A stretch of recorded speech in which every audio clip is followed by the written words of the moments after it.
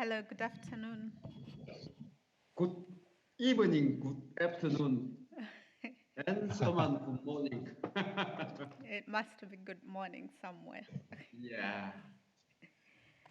In Hello. Korea, it's 8 o'clock now, 8 p.m.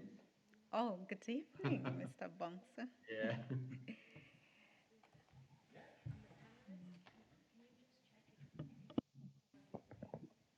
So Rose, are we waiting for the quorum? Yes, please. We are Okay. monitoring a few more minutes, then we'll give you the green light to start. Okay. Okay.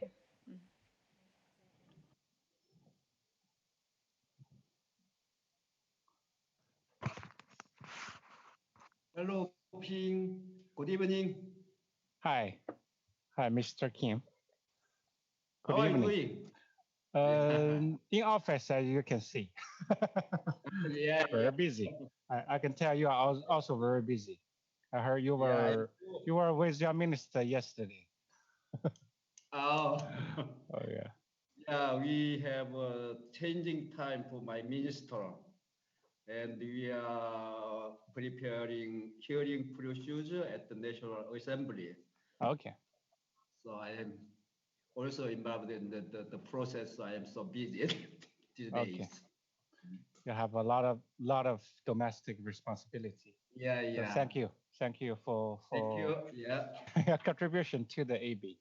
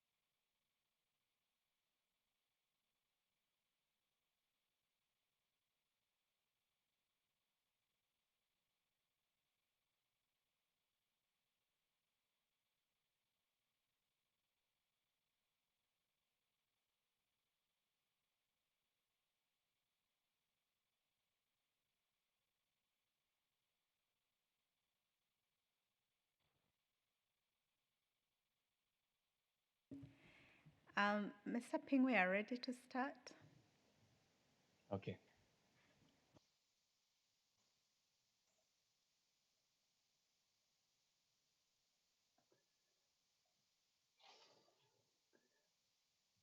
Hello, everyone. Good morning, good afternoon, and good evening. Depends on where you are. Sorry for the delay of the start for today's meeting. We are waiting for the quorum. So, welcome everyone to the second day of the CTCN's 17th Advisory Board meeting.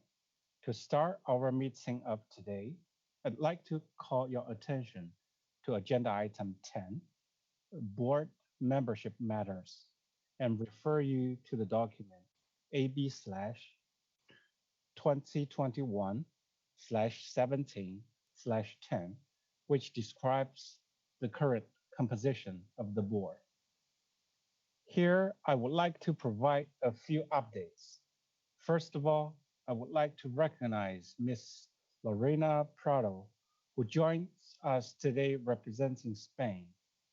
Ms. Prado replaces Mrs. Sarah Argenson Munoz, who has assumed new responsibilities as Secretary of State for Energy in Spain's Ministry for Ecological Transition and Demographic Challenge. In addition, Ms. Anne Barry from Women Engage for a Common Future, WECF, has been nominated to replace Mr. Samoya Dutta as the joint representative on the advisory board of the CTCN for the environmental non-governmental organizations Climate Action Network and the Global Campaign to Demand Climate Justice, the Angle CAN and Angle DCG. We thank Mr. Dota for his participation on the board and welcome Ms. Prado and Ms. Barry. I would also like to remind the board of guidance from the UNFCCC regarding operationalization of the guidance of the Bureau to extend the current membership of the Convention, Kyoto Protocol, and Paris Agreement bodies.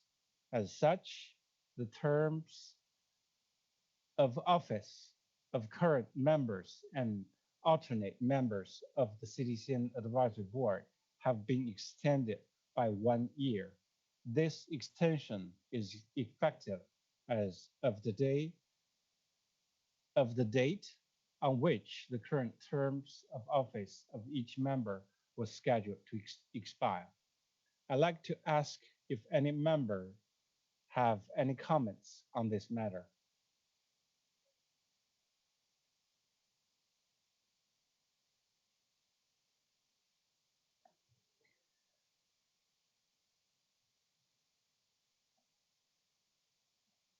Seeing no comments, we will move to the next agenda item. So for the chairing of today's meeting, it will be alternate between me and Ma Fostop. So the next agenda item, Ma, the floor is yours, please. Thank you very much, Ping, and good morning, good afternoon, good evening, colleagues. It's very nice to see you all again, and greetings from Stockholm. And I would now like to introduce the first speakers of today to provide a few introductory remarks. So I ask Mr. Mark Radka, who is the Director of Unep's Economy Division, to provide a few remarks. Mark, please.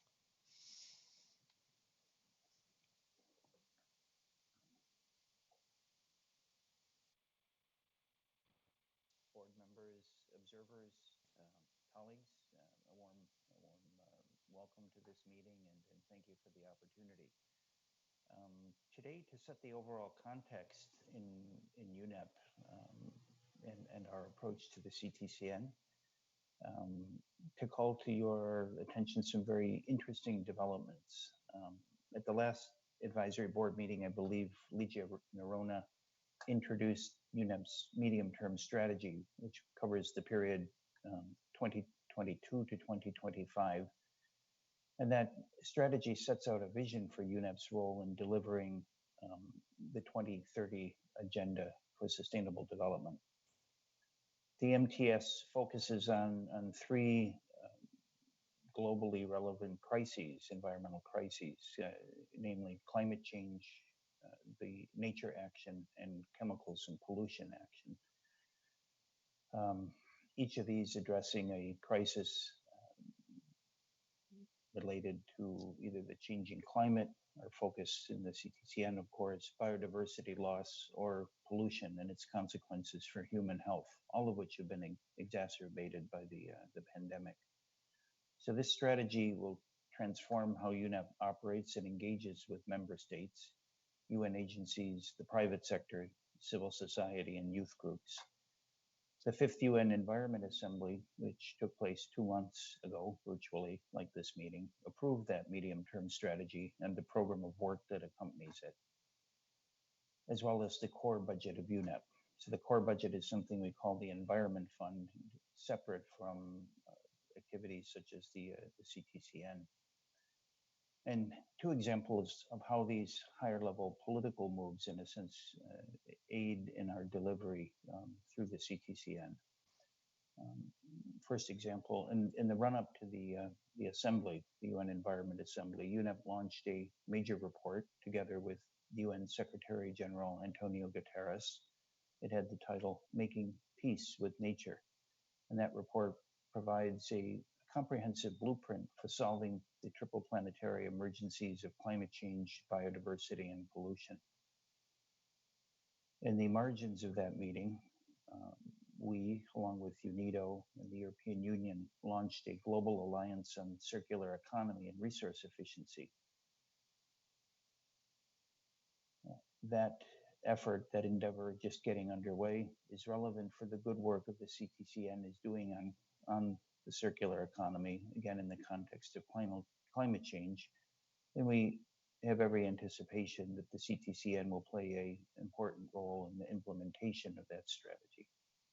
The second example there is a consequence, I should say, of a decision taken in the General Assembly to have a high-level dialogue on energy in the margins of the next UN General Assembly, so September of this year. This will be a summit level, so heads of state, heads of government, a discussion on energy and its role in achieving not only the Sustainable Development Goals, but as well the goals of the Paris Agreement. Our role in Unep is as one of the co-organizers of a theme, one of 5 themes on the energy transition. So the move toward both energy efficiency, the move away from fossil fuels, increased adoption of renewable energy, and all that goes along with the sociological and political, I would say, decisions and actions that need to be taken into consideration in hastening the transition. So absolutely relevant for climate change. And we in UNEP see it as our responsibility, along with some governments, notably Denmark and the United Kingdom, for making sure that climate change and the role of technology in climate, the energy transition is absolutely central to those discussions. So just to say that externally, we are giving great prominence to climate change at the highest levels in our organization and in the UN. And as the most recent example being let's see, the emphasis that Inger Anderson, our executive director, put on climate change in the context of the Climate Leaders Summit that was organized by the Biden administration on the 22nd of this month.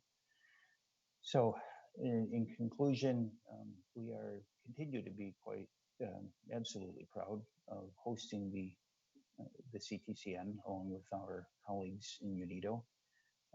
We are putting a great deal of emphasis, even more so than in the past, going forward on climate change.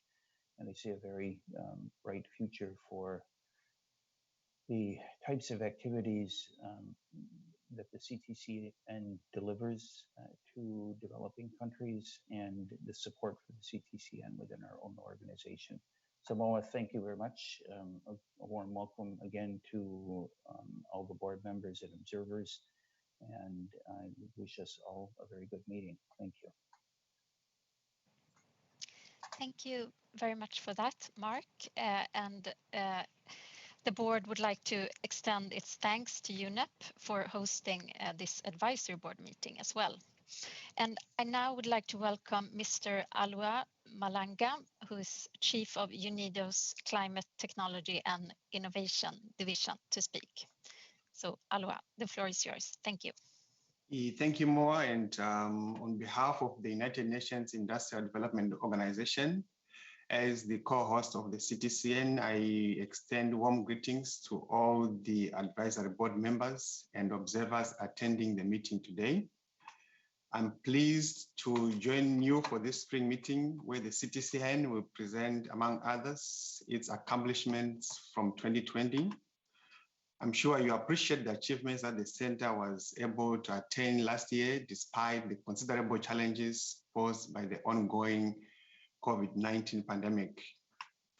Indeed, the CTCN, with the support from its host institutions, was able to respond with considerable agility and move several of its initiatives online and adapt its support for NDEs, technical assistance beneficiaries, and other stakeholders in order to mitigate the impacts of the COVID-19 pandemic on the work on climate change. If anything, the pandemic highlighted the importance of the importance of system solutions to tackle the interconnected issues that we face as of today. Some of the lessons coming from the COVID-19 pandemic is that we need to attend to climate change in the broader context of other challenges that we face. From the climate change context, there is need to keep the bigger picture in mind, while simultaneously focusing on specific interventions that can have a leveraging effect from the system perspective and ultimately unlock transformational change. In our view, this is the niche area where the CTCN delivers value and significant value for that matter. In particular, you need to recognize that gender mainstreaming and the support for both women and men to contribute to and benefit from climate action is a critical component for effective development outcomes. The CTCN has been at the forefront of addressing the nexus between gender, technology, and climate action, and we continue to support that process. As UNIDO, we are fully cognizant of the important role that we play as the co-host of the CTCN, and we believe that the future can bring even more potential for synergies between the CTCN and other UNEP and UNIDO programs and initiatives, thereby leveraging more expertise on climate mitigation and adaptation. In that context, Chair, I'm pleased to inform the Advisory Board that the government of Japan has provided funding to support an expert based at UNIDO headquarters to strengthen the coordination and collaboration between the CTCN and UNIDO, including regional and thematic programs. I would like to conclude by wishing you all the best of your deliberations. Thank you. Thank you very much for that, Aloha. And I would like to open the floor for some questions or comments from the advisory board to UNEP and UNIDO. And maybe I could begin myself just to ask Mark Radka, you mentioned the midterm strategy of the UNEP, and if you could just elaborate a little bit on what role do you see for CTCN in UNEP's midterm strategy? So that's a question from my side. And let's see from colleagues if we have some more questions or comments before we move on to the next agenda item. So please raise your hand if you have any question or comment at this point. Well, thanks, Moa. So the strategy, as the name implies, is a high-level document that outlines the areas on which UNEP will focus. And as I mentioned, one of the three, what we call thematic pillars is climate change, and within climate change, emphasis on the science of climate change and action on both mitigation and adaptation, as well as communication broadly on climate change issues. So the CTCN fits squarely within the climate change the climate change elements of the medium-term strategy, specifically on mitigation and adaptation. And of course, this is board and the observers know well on the transfer of technology and technical assistance to primarily developing countries and all that entails. So if you think of an organization like UNEP, and the same is true of UNIDO, of course, that the high level sort of government endorsement of the direction of an organization it matters a lot politically. It matters particularly in terms of let's say the emphasis that the senior management puts on particular issues. Climate change is front and center in UNEP's strategy moving forward, as endorsed by governments, and the CTCN would be one of the primary delivery vehicles, the means of let's say, putting words into action in a sense. I hope that answers the question, but I can elaborate if you'd like. Thanks. Thank you very much for that, Mark. And now I see a comment from Ping. Thank you, Mark, and also Alois for the opening remarks, and also for all the efforts as co-host of the CTCN have provided over the year to CTCN. So I have one question for each of you. I hope you can bring us a little bit more information. First question to Alois from the UNIDO. So you mentioned the Japanese government will support a officer in UNIDO to strengthen the coordination between UNIDO and CTCN. So when will this officer can be at place, and what role, more specific role, will this person have in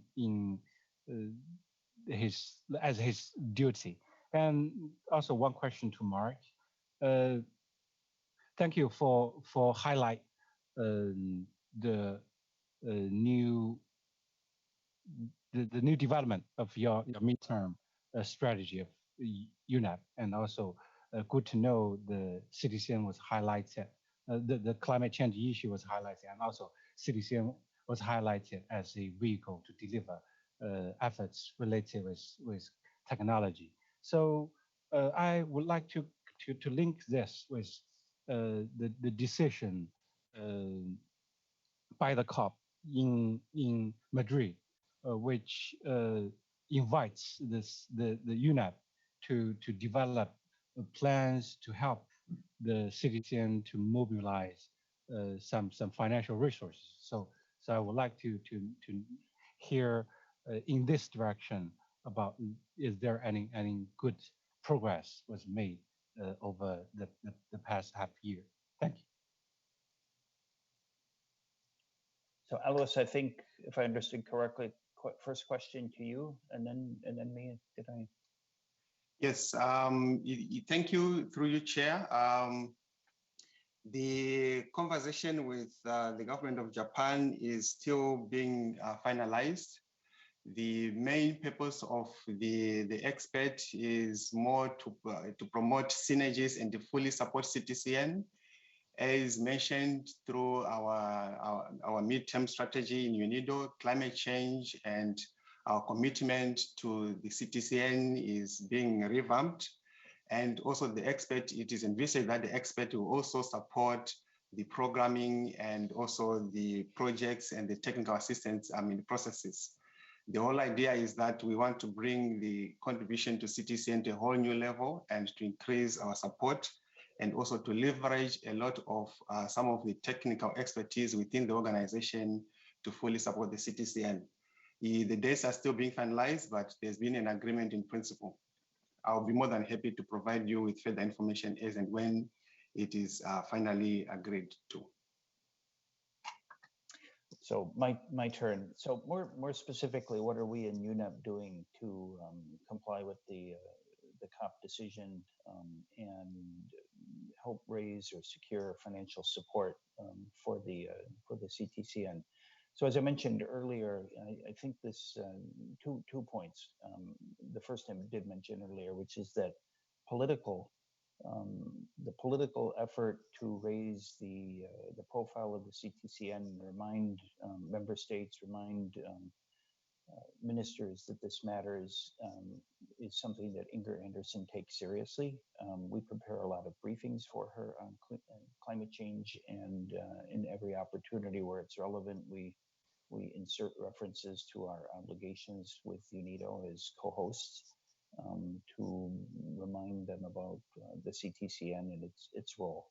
So that I think is important because it's at a higher level, ministers and such that take the higher level or larger funding decisions need to be reminded about the history of the COP decisions and where we are today regarding technology.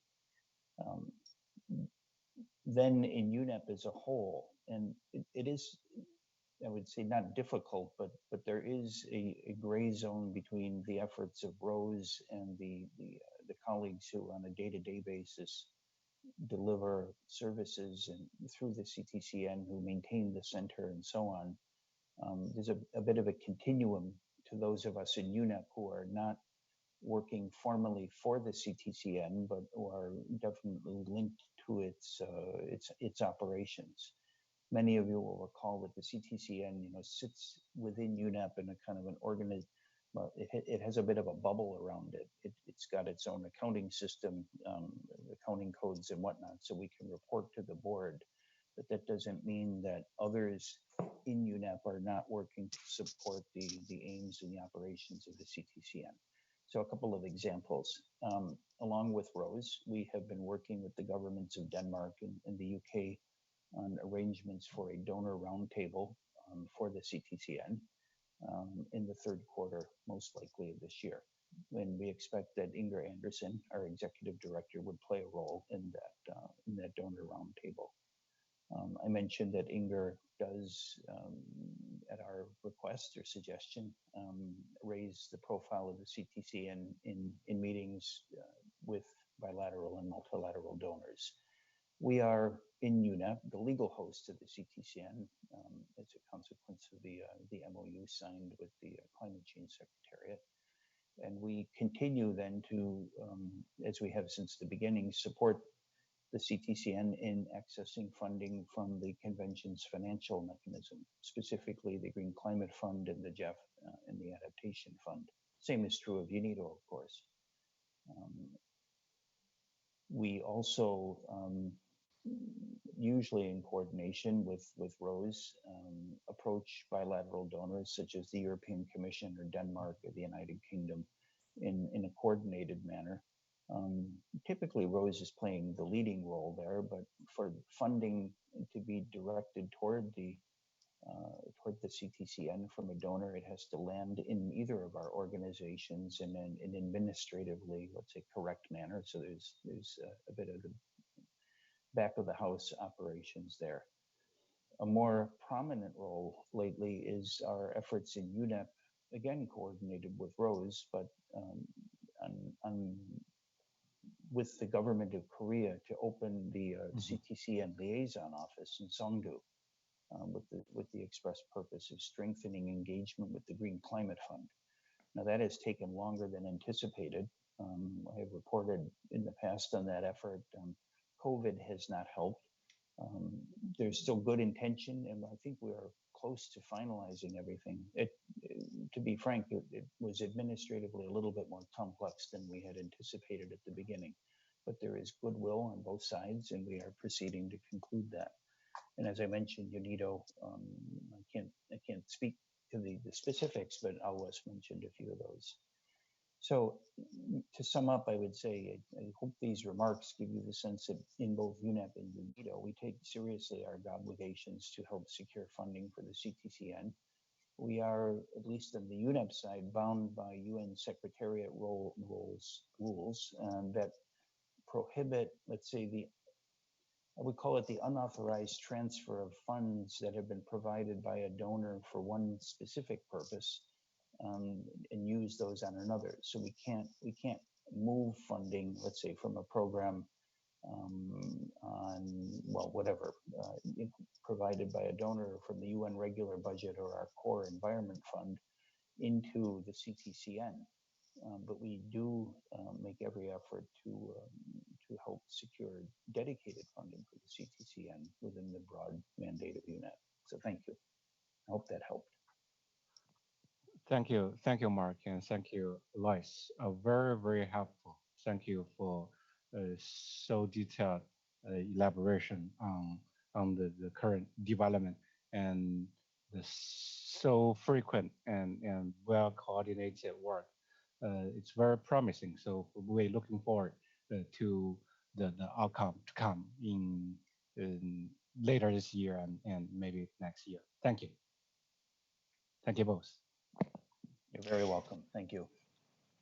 Yeah, thank you also from my side. And I think before we move to the next agenda item, there is a question here in the chat from Fred Onduri asking, what are the medium-term mitigation and adaptation priorities of UNEP? So maybe a question to you, Mark. Thanks. In mitigation priorities in UNEP as a whole, so it's not speaking specifically about the CTCN, which to underscore takes its direction from the advisory board. Within UNEP, we have for several years, based on the science of climate change, put a strong emphasis on energy efficiency, and in part because many of you will recall that the International Renewable Energy Agency, or IRENA, came into being as an intergovernmental organization with this express mandate on renewable energy. And we thought not to compete with them, but to focus instead on improving the efficiency with which energy is used to provide services. The second area in which we're putting an accelerated, I would say, effort is on reducing emission of methane. Methane is a potent greenhouse gas. It is in many countries being emitted in far larger quantities than anyone had previously realized. And as a short-term climate measure, reducing emission of methane, particularly from oil and gas operations.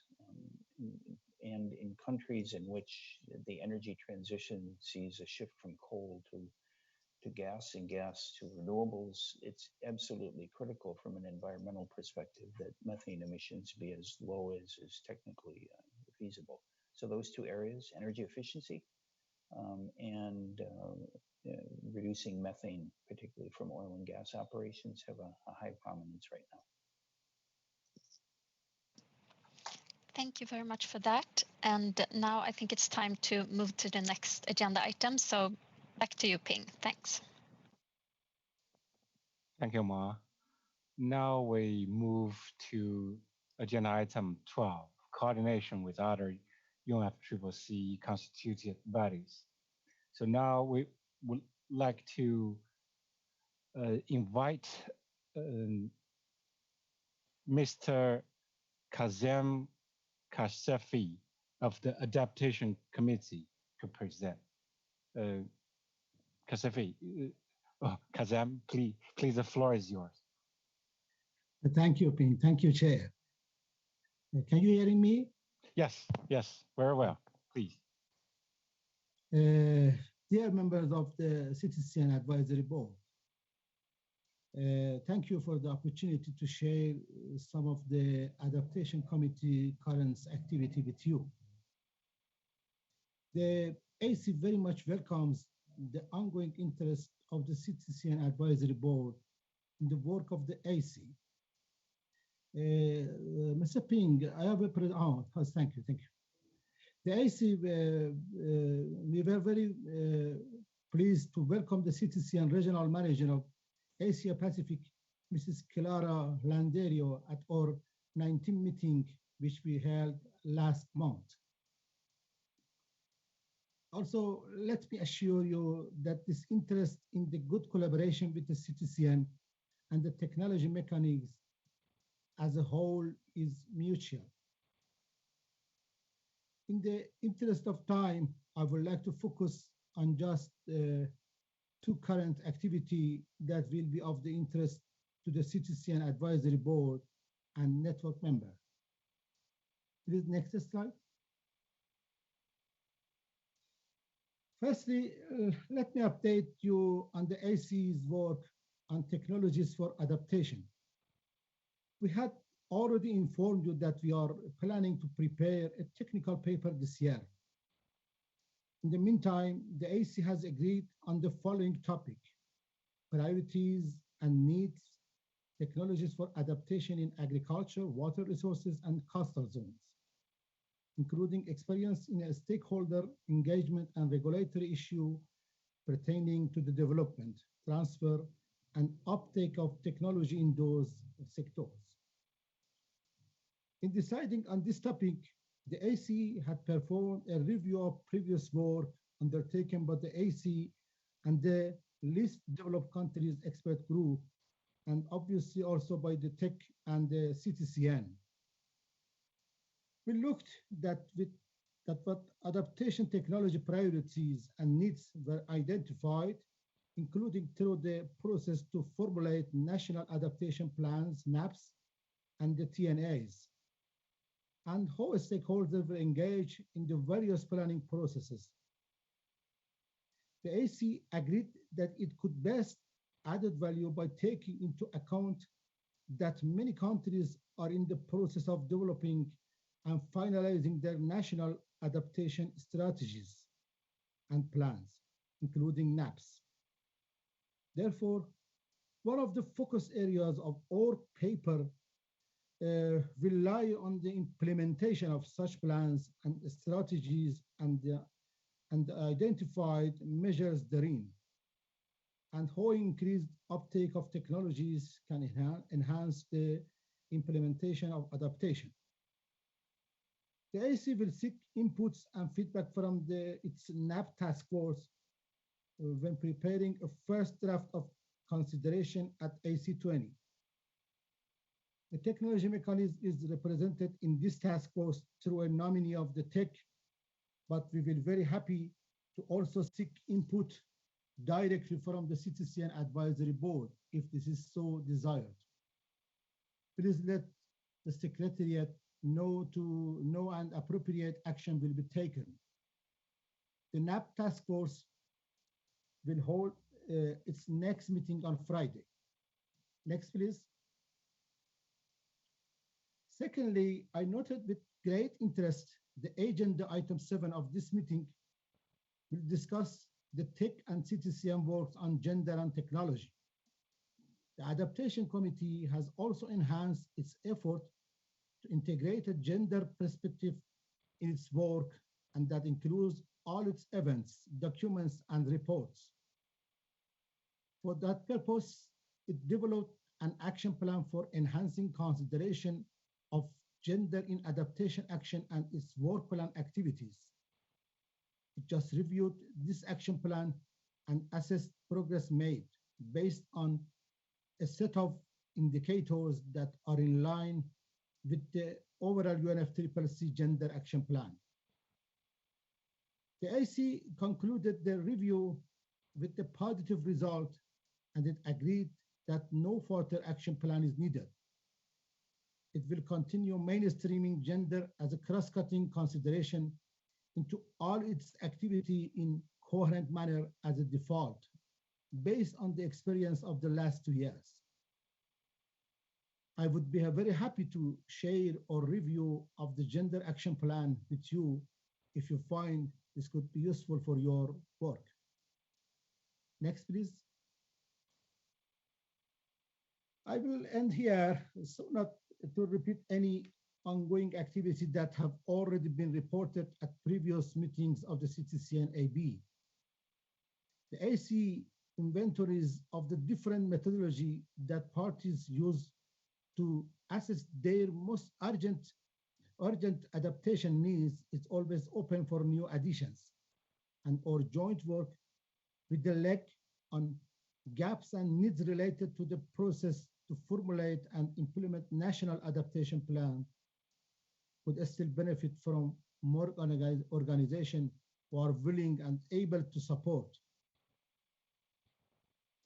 Our colleagues from the Adaptation Committee and the Secretariat in Bonn will be very happy to assist with any question you may have. Please don't hesitate to contact us by email at ac@unfccc.int. I'm looking forward to welcoming a representative of the CTCN Advisory Board at the next meeting of the AC scheduled for early September, and a good collaboration on the technical paper in the meantime. Thank you very much. Thank you, Mr. Kasifi. Thank you for your brief and very clear introduction of the work of AC, and also for your invitation of interactions with the CTCN Advisory Board. And since in CTCN we also have mainstreamed the gender consideration in the practice of CTCN. So my colleague, the gender contact, may contact you later to see if we can have join some interactions on that regard. And also related with the paper, we also would like to have more interaction if you can share it with us. And also, thank you again. So next, we will invite Ms. Vicky Nuance from the Standing Committee on Finance to speak. Vicky, the floor is yours.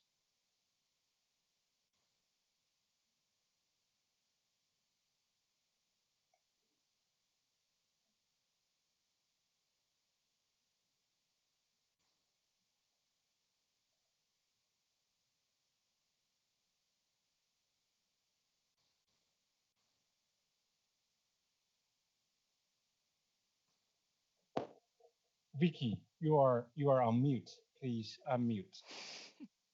Yes, rookie mistake, even if you have done it so many times. Apologies. So yeah, I was just saying thank you to you too for letting me give you an update on the SCF. And I was wondering, as I also had made a little presentation, if it can be shared on the screen. Thanks. Sure, thank you. The secretary, please. Yes, thank you very much. So as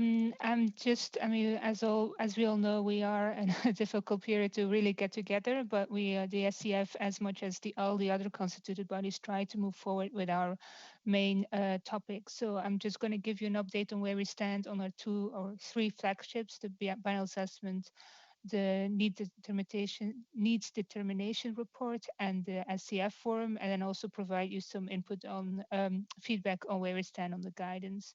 So if you can, the next slide. There we have just our work stream on the 4th biennial assessment and overview of climate finance. So every 2 years we give an update on on the whole overview of climate finance. I have the honor to co-facilitate this together with Ambassador of Mali, Saini.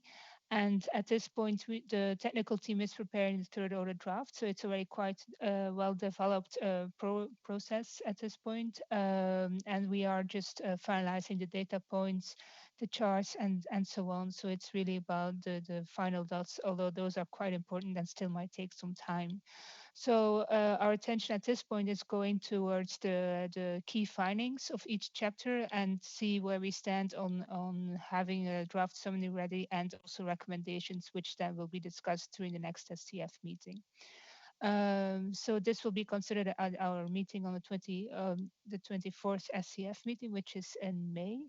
And we will also have an informal working group call to discuss this draft. That takes place on the 18th of May, if I'm not mistaken. So that's where we stand on the biennial assessment. On the next slide, we can see where we are on the needs determination report. The co-facilitators are my colleagues from South Africa and Sweden, Zahir and Matthias. This is the first time we actually are doing this report, but they are doing a really good job. So just as with the BA, we have now the 3rd order draft being prepared. And as well, we are finalizing the data points and the charts and so on. So it's very much in parallel, both the BA and the needs determination report are actually moving forward, and we might have a draft summary and recommendations ready for our first discussion at the SCF next time we meet, well, digitally at least. And also we are going to have outreach activities with stakeholders just to ensure that we have everybody's input included. So then I think on the next slide is the one thing that might be of most interesting for the CTCN, as well, and the tech always provides input to the draft guidance to the operating entities. This is being facilitated by our colleague from Japan and from Antigua and Barbuda, Turu and Diane. As you know, due to the postponement, we haven't been able to provide guidance to the GCF and the GEF in 2020. So at this point, we are still looking into how we can deliver enough guidance to both operating entities to ensure that we have all views, both for the 2020 report and the 2021 report, taken into account. So so those strategic issues we are still a little bit discussing and we will make sure that we will fulfill our mandate to make sure that we do draft guidance to the operating entities for COP26. So all notifications have been sent out also to the tech chair, and I was informed that you might have received it. If not, let me know and I'll make sure that you also have this document. Just it's a very procedural notification how to submit your views on the guidance issues. As said, at this point, we are discussing 2 options on what can be done. You can either have one submission on the 2020 report, which is already published by the 15th of March, which, well, that might be quite difficult. And then have a second one on the 2021 report by 15th of September, or you can just have one consolidated submission for both parts by the 15th of September. So yes, the 2021 reports, and I know they are speaking after me, so they should be available by August 2021. So those, it's a quite procedural issue, but I do know that this is the one topic that we have very much in common. Then we can go to the last slide, where we can just yeah, well, first of all, on the flagship of the forum on finance for nature-based solutions. Once again, it was due to Corona, we couldn't hold it in 2020. So, but at this stage, where we stand is that we did get an invitation from Bahrain to host the forum in October 2021, so have an in-person forum, which yeah, might be interesting. And our co-facilitators, which are my colleagues from Australia and Egypt, are preparing at this point a synthesis report based on all the submissions that were sent to the SCF already, and they are very valuable information already in there. So as we know, the forum actually has a lot of added value by having this in-person meetings, but yeah, we know it's quite difficult. So we are looking into different scenarios where potentially we might have a digital part and then follow up by an in-person forum later on, but those things are remain to be seen. So yes, still a lot to discuss within the SCF. And we had our first informal meeting not that long ago, on the 30th of March. But we will have an official SCF meeting from 19th to 20th of May, which before that we will have this technical stakeholders dialogue on both the BA and the NDR on the day before. So that's all for now. So yeah, like I said, the notification has been sent, and the webinar will be organized. The co-chairs webinar will be organized early May. So that's always something they do to get everybody's input. And we still hope to have at least 2 more meetings this year. Who knows, maybe one in person for the last half of the year. So thank you, and happy to respond to any questions. Thank you, Vicky, for the brief update of what the standing committee has been progressing in the past months. And now we move to the update from the UNFCCC financial mechanism. So we would like to invite the representative for the GCF, Emerson Risande, to give us the update. Emerson, the floor is yours.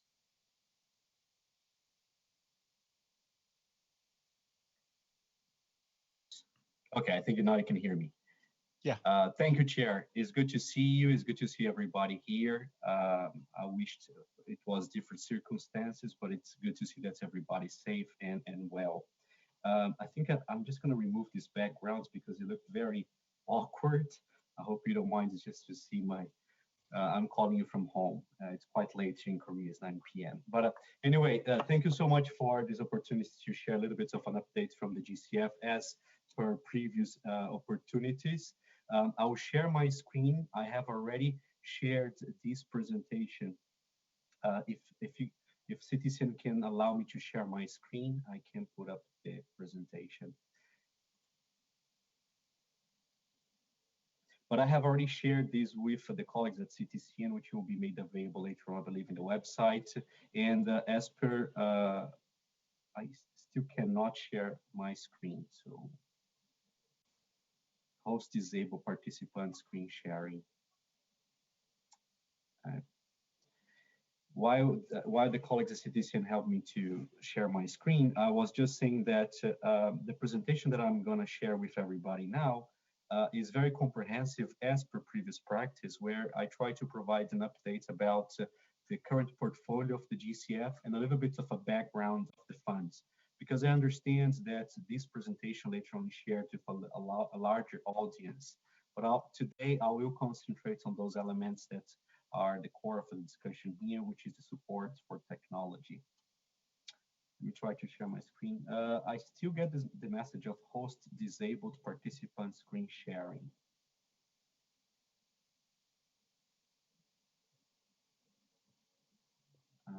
Nope, not working yet. Colleagues So I will from the CTCN Secretary, could you help to bring the slides on? That's fine. You have the presentation in your hands as well. It's the same thing, and then I'll just ask you to pass these slides. Clarin, feel free to upload. Amazon, Clarin will run it for you, please, if you Sure. don't mind. Thank you, Rose. All right. Yeah, at any time you want to put up the presentation.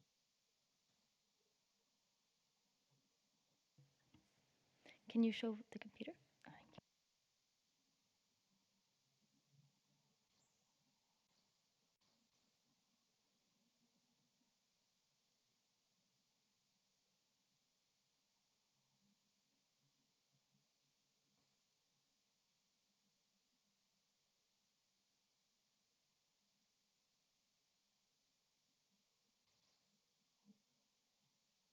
Sorry, Amazon, we're using the media room in UNCT. We're fidgeting a little bit No with the worries. machinery. It should be connected momentarily, It, please.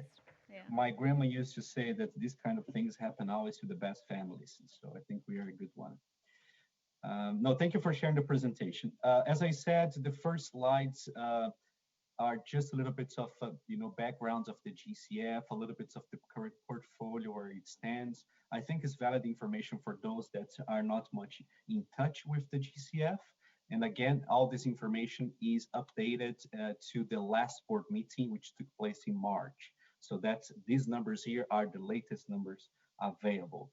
But Clarine, thank you so much. And you can pass through these slides and you can carry on. Yeah, so here just a little bit, so if you can go back just one, please. Yeah, that one, just in terms of numbers, I think is interesting to see how the GCF portfolio has grown. And we are now over $30 billion, the total size of portfolio, and the contribution of the GCF to that total portfolio is under the 10 billion mark yet. And the additional money, of course, is co-financing from a range of different sources. And we see that the portfolio keeps growing. And I think, and I keep reminding people, the GCF has been around not for so long. We approved the first project just in 2015. So it's going to be 6 years in November this year since we approved the first project. So it's been, I think we're doing quite well so far. Of course, lots of things to improve. But Clarine, you can pass. Thank you. The ratio between adaptation and mitigation, the 50-50, we will probably see a little bit of a balance or variation on these. Sometimes adaptation drops a little bit below 50%, simply because in a certain board meeting we have perhaps a higher amount of mitigation projects, but then the next board meeting that number gets back to the previous 50-50 balance. So it's a natural variation. And again, this 50-50, it's about the grant equivalent of GCF resources for adaptation versus mitigation. Next. Just a bit of the accreditation and accredited entities. I think this is super interesting that we have over 100 entities around the world that can come to the GCF to access the resources in support of the countries. And just to remind everyone that the support that normally comes via CTCN, it comes from a different pot, comes from the readiness pot. And I'll touch on this a bit later in the presentation. Next. A little bit of the distribution across regions, so LDC countries, the islands in the African continent as well. Next. The division by amounts here and the different financial instruments that we use. I think this is also a very interesting element to see that as the funds matures, we start using a different range of financial instruments. And I think this is what makes the GCF very capital agnostic, that we can use different instruments for different circumstances, not only grants, but the increased amounts of loans, guarantees. We are now trying to increase our participation in projects of equity, and that probably is going to be how we'll play with more innovative financing in the coming years. Next. I think now we start touching on things that are a bit more of interest to this audience here, which is the Readiness Program of the GCF. One of the first slides of this presentation touches on the three funding windows that GCF has. So one is the Readiness Program. The second one is the PPF, the Preparation Facility for Developing a Project. And the third one is, of course, the pots of money for financing projects. We can see that over $300 million have been approved from the Readiness Project, from the Readiness Program, I'm sorry. And just to remind everyone here, there are primarily two ways a country can come to the GCF to access support from Readiness. Each country, each developing country has an annual budget of up to $1 million, up to $1 million per developing country per year. It's not cumulative, which means if a country doesn't use the budget this year, it's not going to accumulate for next year. However, the cap for next year resets. So from January 1st, it goes back to up to $1 million that can be accessed by that country, again, for multiple, one or even multiple readiness projects. And the second element that the country can also access through the Readiness Program is support for developing a national adaptation plan. That support is of up to $3 million per country once in a lifetime. Next. Right, so I think let's get to this part. There's only 3 slides here, and then I finalize my presentation. I'll try to be very succinct here. What we have approved in terms of readiness and technology. There are 40 readiness programs related to technology that we are currently coordinating the support and following the development with countries. A number of them is through CTCN, the large majority, as you can see, 28 of these. It's a pot of almost $20 million across different regions. And I think what we are very keen to start seeing now is as these, some of them have already probably entered the final phase, but some of them are still in development. I think it's interesting for us to be able in the near future to see, okay, from all this financial support the GCF has provided, what are the lessons learned? What are the things that we can continue doing? Maybe looking for a way to scale up, to bring that to different parts of the world, look at the action plan that was possibly developed from a technology needs assessment, and see if that action plan became a project for the GCF or maybe for another fund, multilateral funds, or even a private sector actor or so on. So I think we're becoming keen to see the results of these investments. Next slide, please. Here are just some examples of how these readiness supports the GCF has been providing. I'm not going to go into details. This information, again, will be available for everybody through these lines. But each one of these 4 examples on your screen, the documents that detail all this information is available in the GCF website through the web page of each one of these countries. So if you go to the GCF and you search for your country there, you will find every single document of an approved financial support from the GCF, be it a readiness or a project if the country has a project approved. Next. Again, just another way to visualize where the support is and how we are delivering it through these different delivery partners. I think it's very outstanding to see that from these 40 readiness projects that touch on technology, the vast majority is via CTCN. So I think we have, through the years, developed a solid relationship with CTCN. As in any relationship, we always look for ways to improve, to make the relationship more efficient. We welcome, of course, these support from the Korean government for the establishment of an office of CTCN satellite office here in Songdo. And we have already engaged with Unep and Mark for a number of occasions in helping to move that forward. Next, please. That's my final slide. I just wanted to bring everybody attention to something that I touched on at the previous meeting of CTCN. I just wanted to highlight this again. I think what the best outcome that we have seen from the GCF in recent years in terms of technology support, and that of course is responding to guidance from SCF and the COP, and also mandates from our own boards, is the approved updated strategic plan that happened recently. And in that document, there is very clear mention to the support of technology transfer, technology development, and the collaboration of the technology mechanism of the UNFCCC. And why is this important? Because that gives us is a little bit of our direction, tells us where we have to go and how we are going to develop things, and helps us also to have a very legitimate way to engage with the technology mechanism and to keep providing, looking for solutions for developing countries. The second element, the number 2 in your slide, is something that's coming up for the next board meeting in June, the integrated result management framework.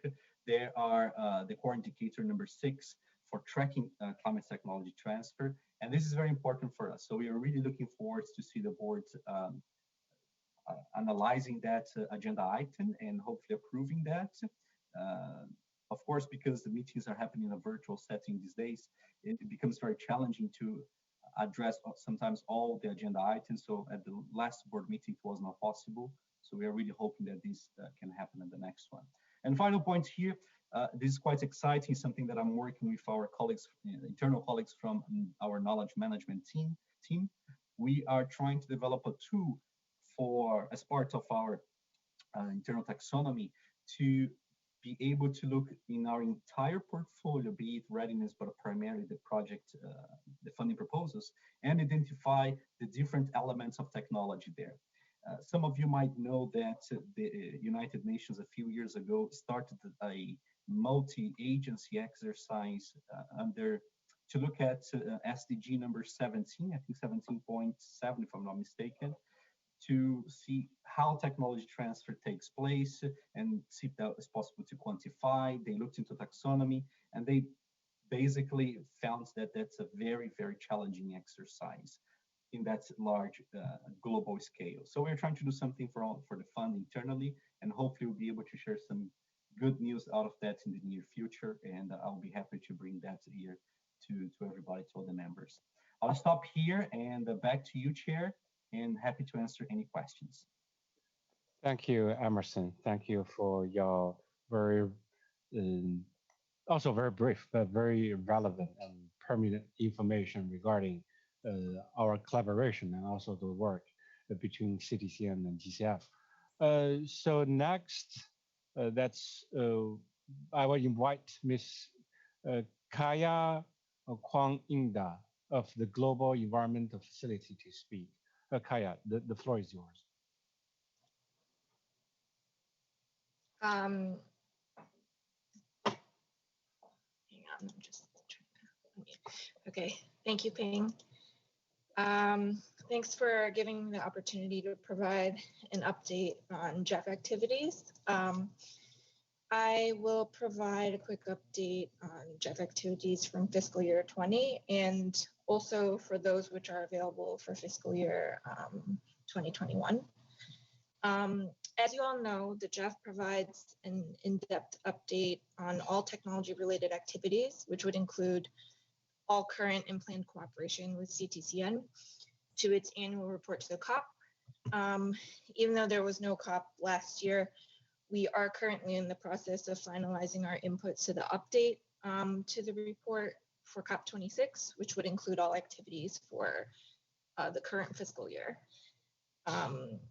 So in fiscal year 2020, the JEF approved 3 programs and 10 projects with technology transfer elements for climate change mitigation. This amounted to around $120 million in JEF funding and leveraging 1.2 billion in co-financing. We approved 24 adaptation projects with $87 million, leveraging $445 million in co-financing. Detailed information on the types of projects approved and some project descriptions are available in the Jeff report to COP26. As you all probably know, the Jeff does have dedicated objectives for programming for tech transfer under both mitigation and adaptation strategies. And in FY20, a number of innovative projects were approved under both dedicated objectives.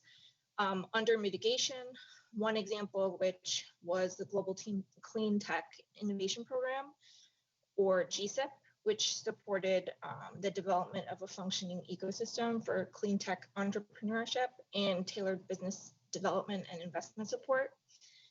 The program expects to deliver direct emissions reductions of 10.3 million tons of CO2 equivalent over the next 10 years.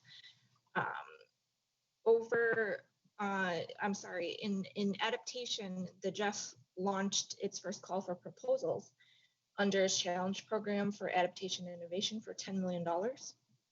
And in fiscal year 2020, the Jeff selected 9 concepts, which received $10 million in funding and leveraged $54 million in co-financing. And these projects together as a cohort aim to directly benefit 899,000 people and places 230,000 hectares of land under climate resilient management, while equipping 21,000 people with enhanced capacity to implement adaptation measures. Currently, as I mentioned, we're updating the status of the PSP, the Post-on Strategic Program Portfolio, for FY21 to report back to the COP. And this is done through active engagement with Jeff agencies that implement PSP projects. And this would include the original global CTCN project and the 4 regional centers. As I mentioned, progress and achievements made during FY21 will be outlined in the update to our last report to COP26. And as I mentioned, they're gleaned from an in-depth survey circulated to all agencies and project proponents. As of March 31st, 2 of the regional climate technology transfer and finance centers have closed, while 2 remain under implementation after requesting multiple extensions. And those are the Finance and Technology Transfer for Climate Change, or the FinTech project in Eastern Europe, and the Pilot African Climate Technology Finance Center and Network implemented by the AFDB. The global CTCN project that was part of the PSP closed in December 2020, and we do have detailed results which will be published in the update to our report to COP26.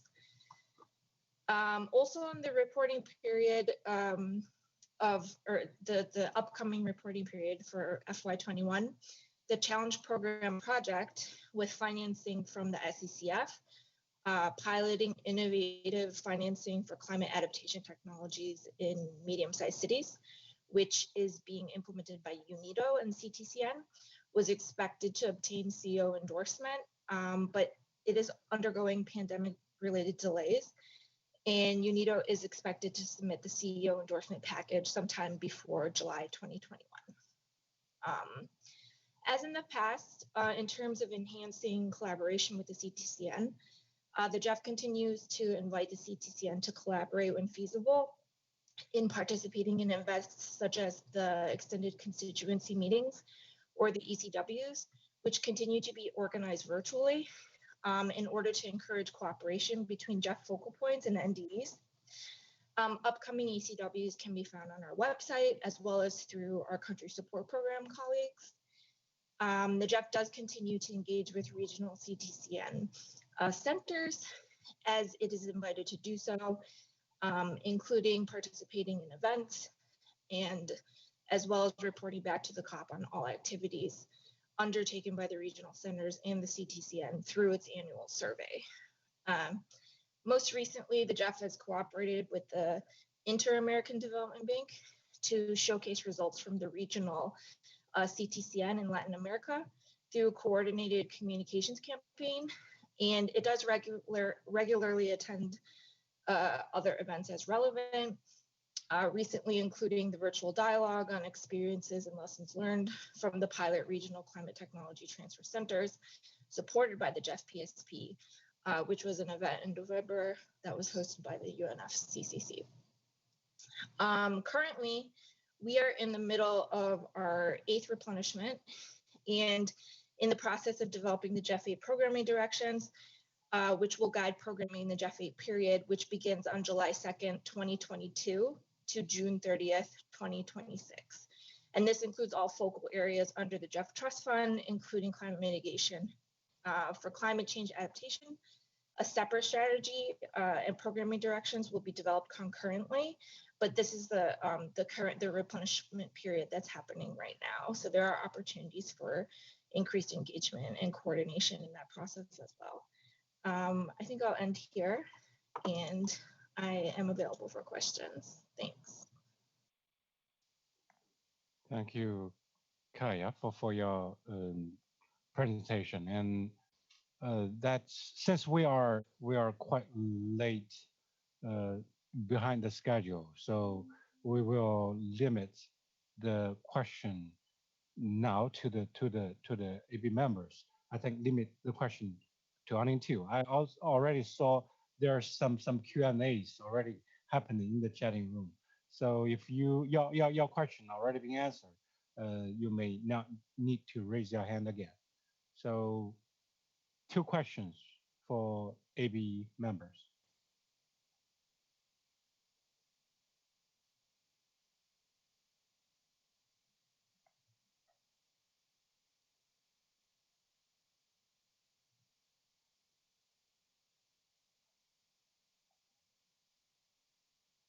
So I didn't see. Oh, I saw raising hand, but I didn't know who's the first. So Arlie, you can ask a question now. Hi, good morning, good afternoon, everybody. Nice to see people and hear your voices. Thank you, everybody, for the presentations to date. Very, very interesting. My question is for Emerson. I'm wondering about the CTCN GCF collaboration. There was one slide, maybe it's just a small clarification. There was one slide where it showed the amount of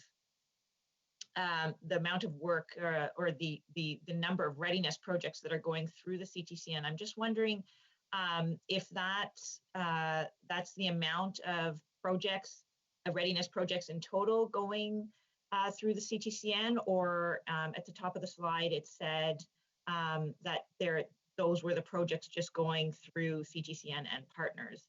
So I'm just wondering if, I guess the other way of asking my question is the bulk of readiness projects being delivered by the CTCN, or is there a bigger picture beyond that? And I guess a secondary question would be, how do you see the CTCN value in delivering the readiness projects? Do you see the CTCN as a delivery partner that stands out from perhaps other organizations that also deliver readiness support? Thank you.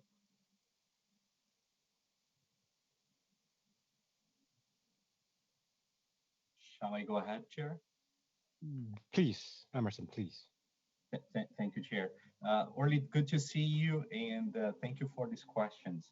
The first question is, so out of the 40 projects that we identified from the Readiness Program that are about technology, 28 of those 40 have been approved via CTCN. So I have only shown you things that have been approved. Things that are in discussion with the delivery partner that have not yet been approved or are in the pipeline is not in my presentation yet. And I normally don't put in the presentation. And I think for your second question, the value of CTCN, I think the numbers speak louder than anything that I could say here. The vast majority is via one partner, one delivery partner only, is CTCN. And that connects to my previous comments during my presentation.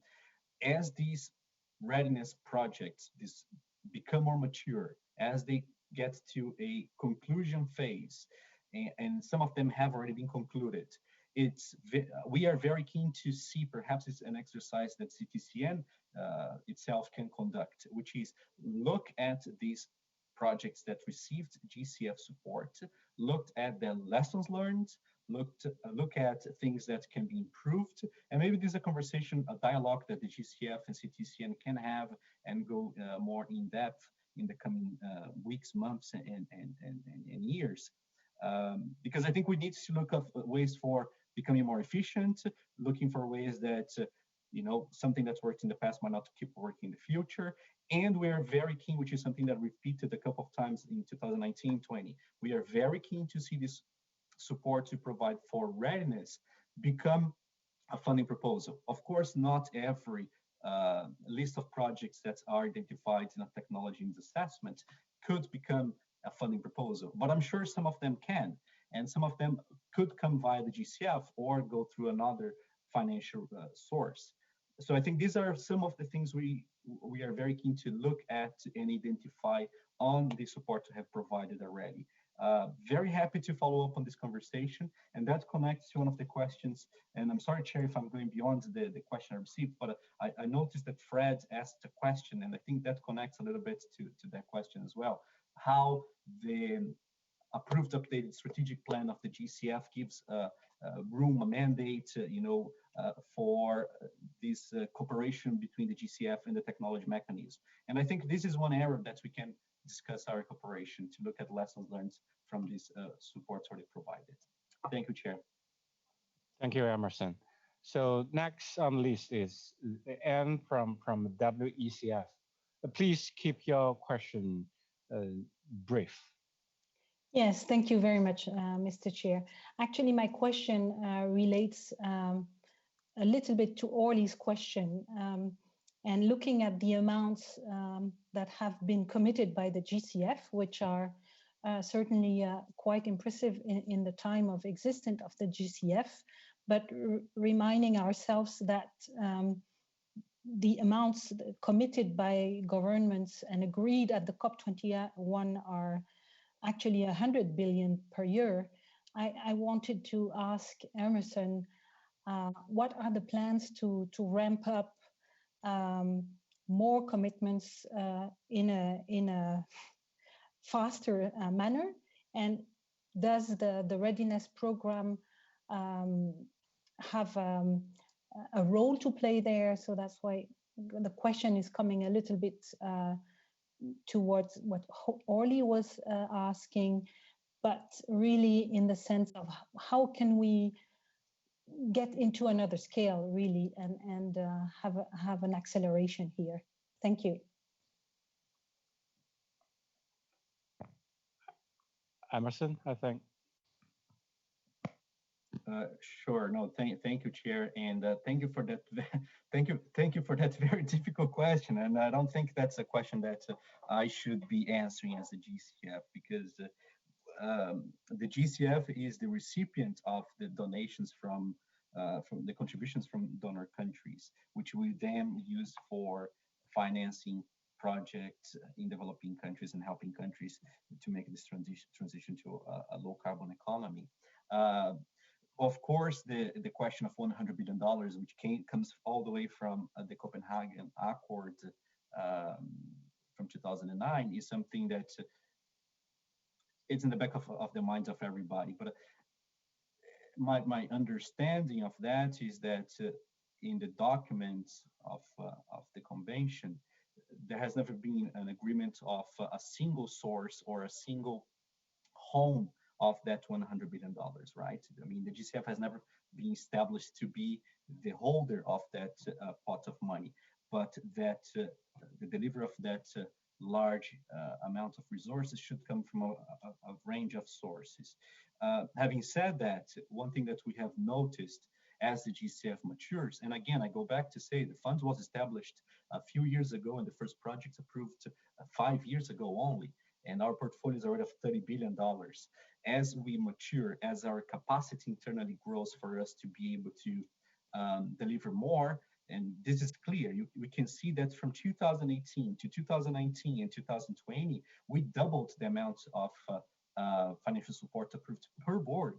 So normally we have 3 board meetings per year. Last board meeting, $1.25 billion approved. The one before, also above $1 billion. And we are aiming to keep approving $1 billion in the next 2 board meetings this year. We saw the Climate Leaders Summit last week, led by the United States, with countries coming forward and making known their intentions for supporting or for making this transition to a low carbon economy. And I think with that, there is, I think, a much more I think there's a better understanding that finance has always been keen, but now we need to see that finance flowing, perhaps to the GCF and other sources as well. I'm sorry if I cannot answer, your question in a precise form, but this is my understanding for that. Back to you, Chair. Thank you, Emerson, for answering the difficult question. And also, I saw there's quite some questions raised hands, but since we already like 23 minutes behind the schedule, I will think we need to stop here. But since I still saw some colleagues, Cassie, Merapi, and Matt, have raised questions or raised hand in the chatting room. So if your time allows, Mr. Kazem, Kasifi, and also Vicky, and also Kaya, if your time allows, please pay some attention to the questions raised in the chatting room. If it's able, please have to answer the questions in the chatting room, or the secretary may have to collect the questions and extend to the representative from the constituted bodies and ask them to be able to provide some answers later on. Okay, so with that, we will move to our next agenda item. Ma, the floor is yours, please. Thank you very much, Ping. And now we will move to the agenda item number 13, which is a briefing on COP26. And here we'd like to invite Mr. Dominic Molloy to provide remarks to the board. And Mr. Molloy represents the British government's technology negotiations team for COP26. And we asked him to provide an update on plans regarding the climate technology negotiations. So Dominic, you're most welcome.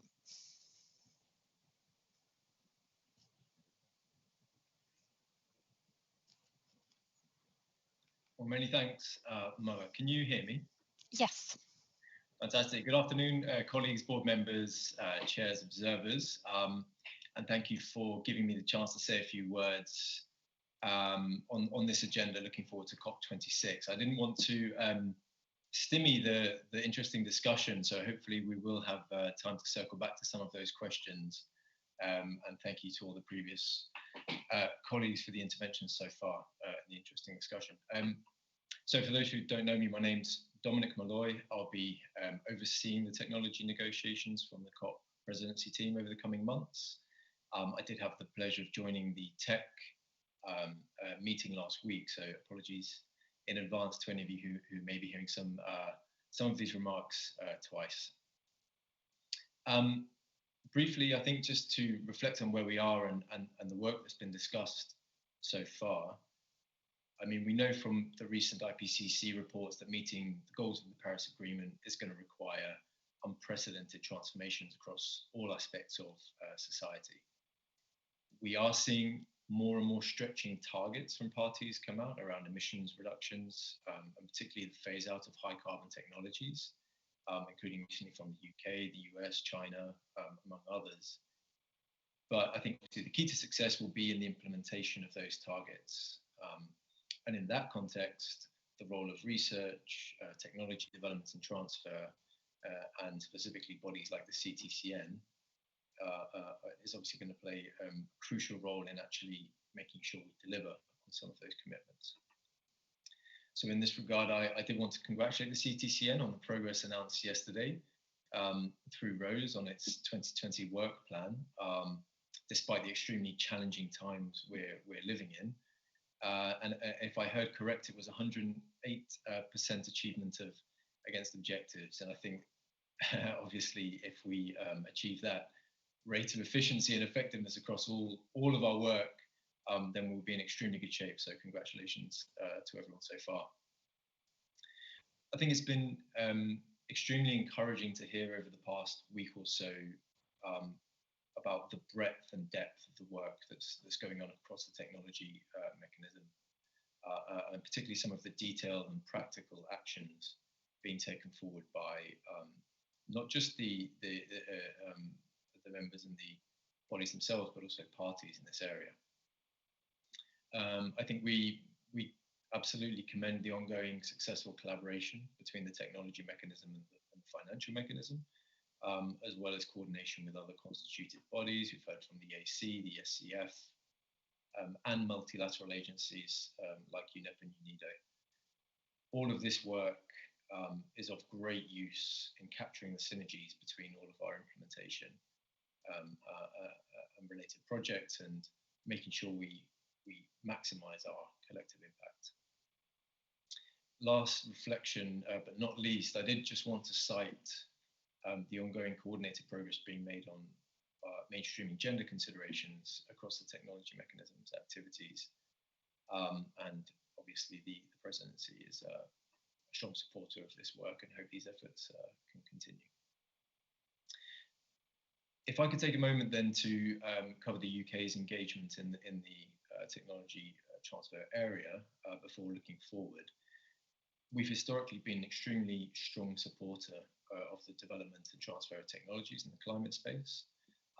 As many of you will know, we host the Secretariat of Mission Innovation, are historically the largest donor to the Clean Technology Fund under the CIFS, and we've been in touch with the CTCN about dedicated funding, which we'll touch on in more detail in due course. In our COP presidency role, we've also really aimed to weave the theme of technology transfer across our collaboration drives. So many of you may be aware of the 5 campaigns that the presidency team is running alongside its work on the negotiations. Through these campaigns, we're working with a wide range of public and private partners to, for example, improve countries' access to clean power, helping to accelerate the transition away from coal, for example, and also drive the development and transition to zero-emission vehicles. Among other things, we're hoping that this theme of technology transfer really is coming through across all of the work we're doing. We've also hosted a number of high-profile meetings outside of the formal UNFCCC process, most recently the Climate and Development Ministerial, which was hosted by the incoming COP President-designate and the UK Foreign Secretary. These have been really useful spaces to highlight progress, galvanise action, but also hear about country priorities and needs.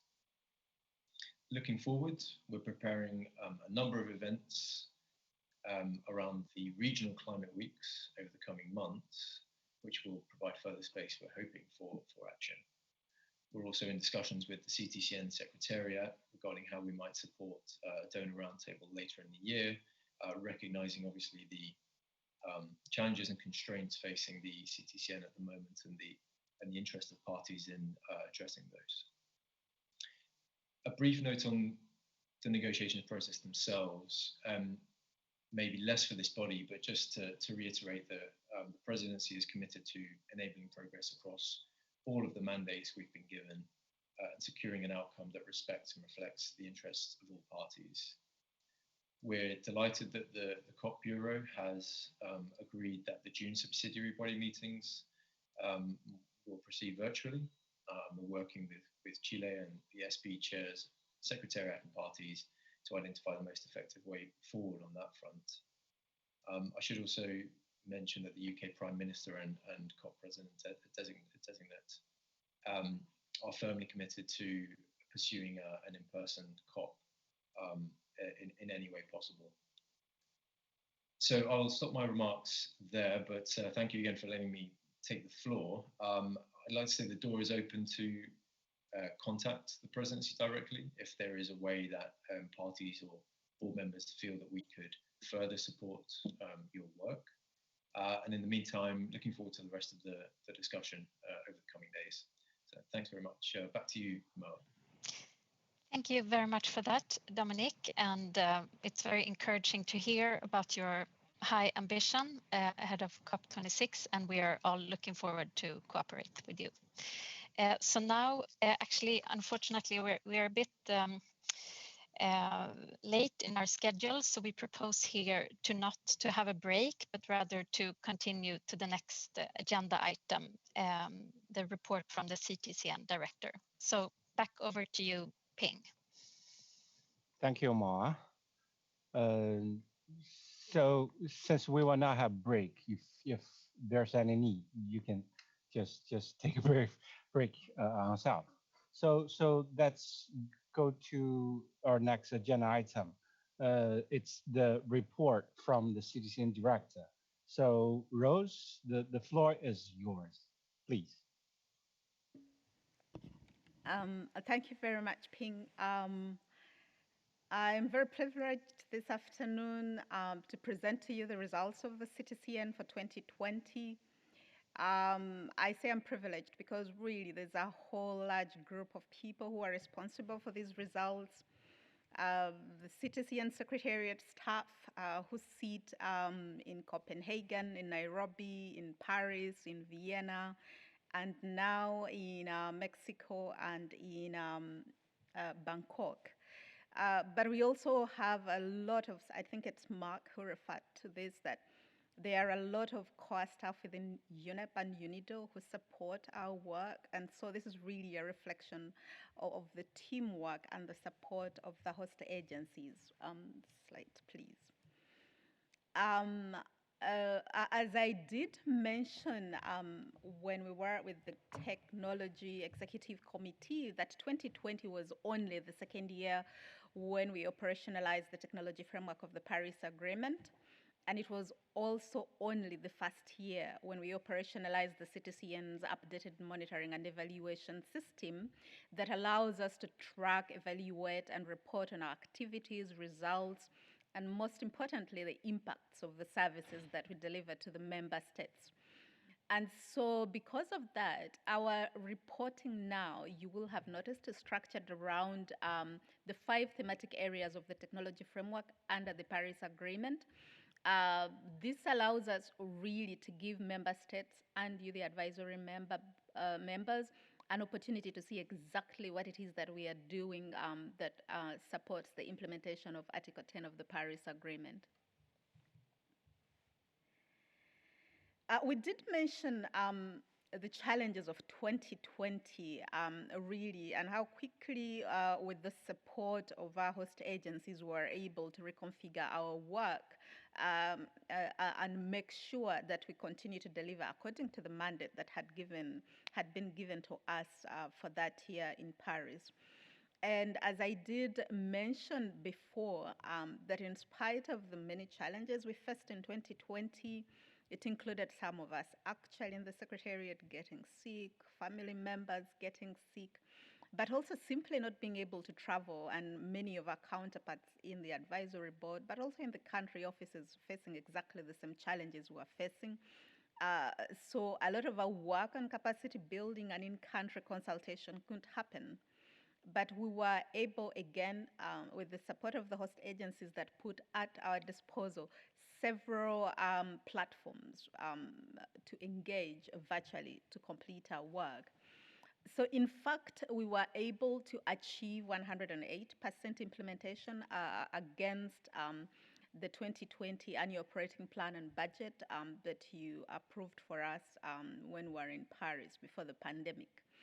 I'd like to say that, as you know, this is the first for the CTCN, but as Amanda, our FMO, will show you later on when she presents our audited accounts, the actual audit will reflect a different number, principally because UNEP has enhanced its operational efficiency modalities and come up with a new plan that entailed us recalling some of the funding from our consortium partners so that we can reissue it again. That money reappeared on our our accounts as an unspent expenditure that brought down the actual budget performance, but in fact, we did in fact achieve 108% against our approved budget. Next slide, please.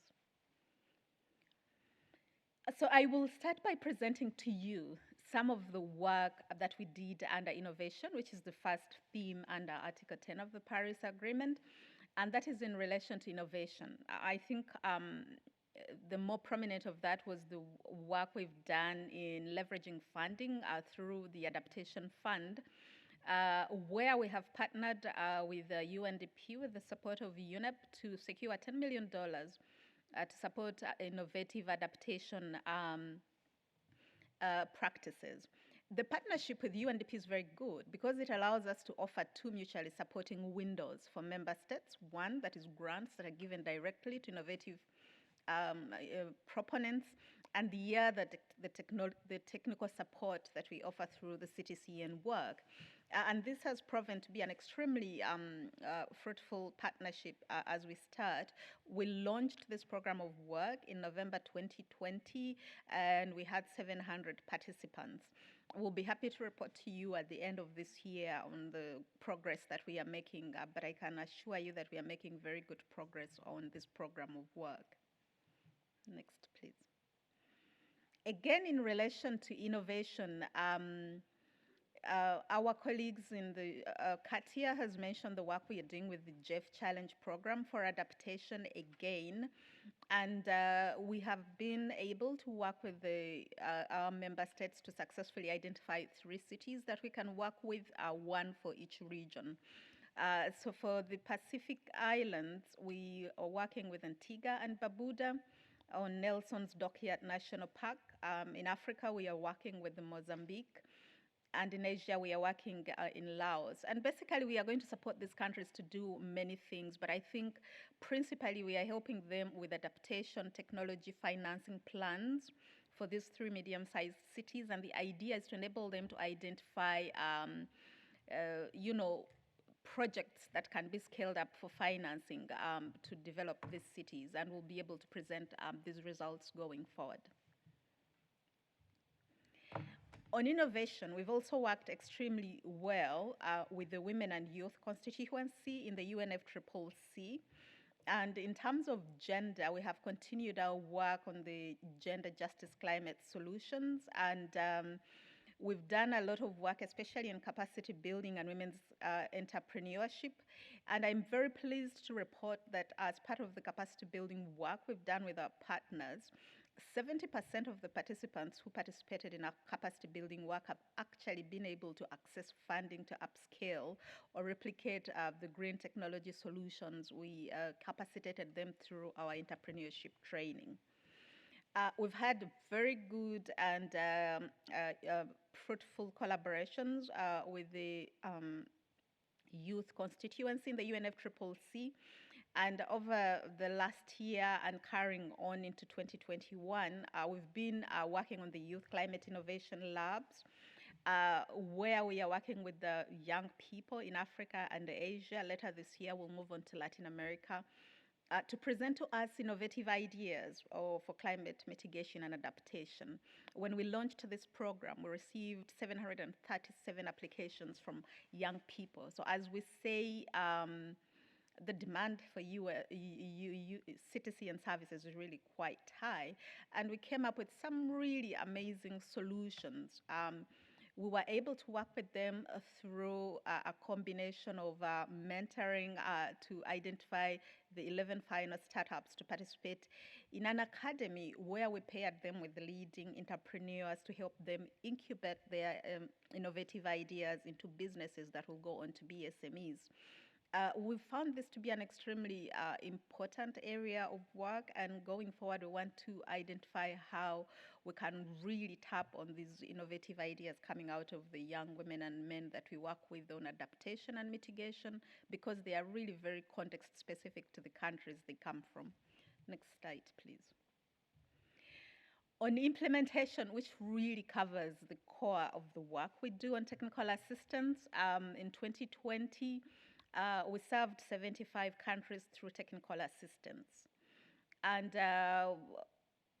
in these 75 countries, 109 technical assistances were implemented, including 48 new actual technical assistances. Please note that when we start a technical assistance program, it takes anywhere between 12 to 18 months for us to complete. So the sum total we completed in 2020 was 109. As you can see from the pie charts, we look at our technical support is based on the principle of equity, not equality, depending on the number of countries in the region. So for Africa, it was 41%. For the Asia Pacific region, it was 32%. And for the Latin American and Caribbean region, it was 27%. Again, mitigation continues to dominate the number of requests we receive from countries.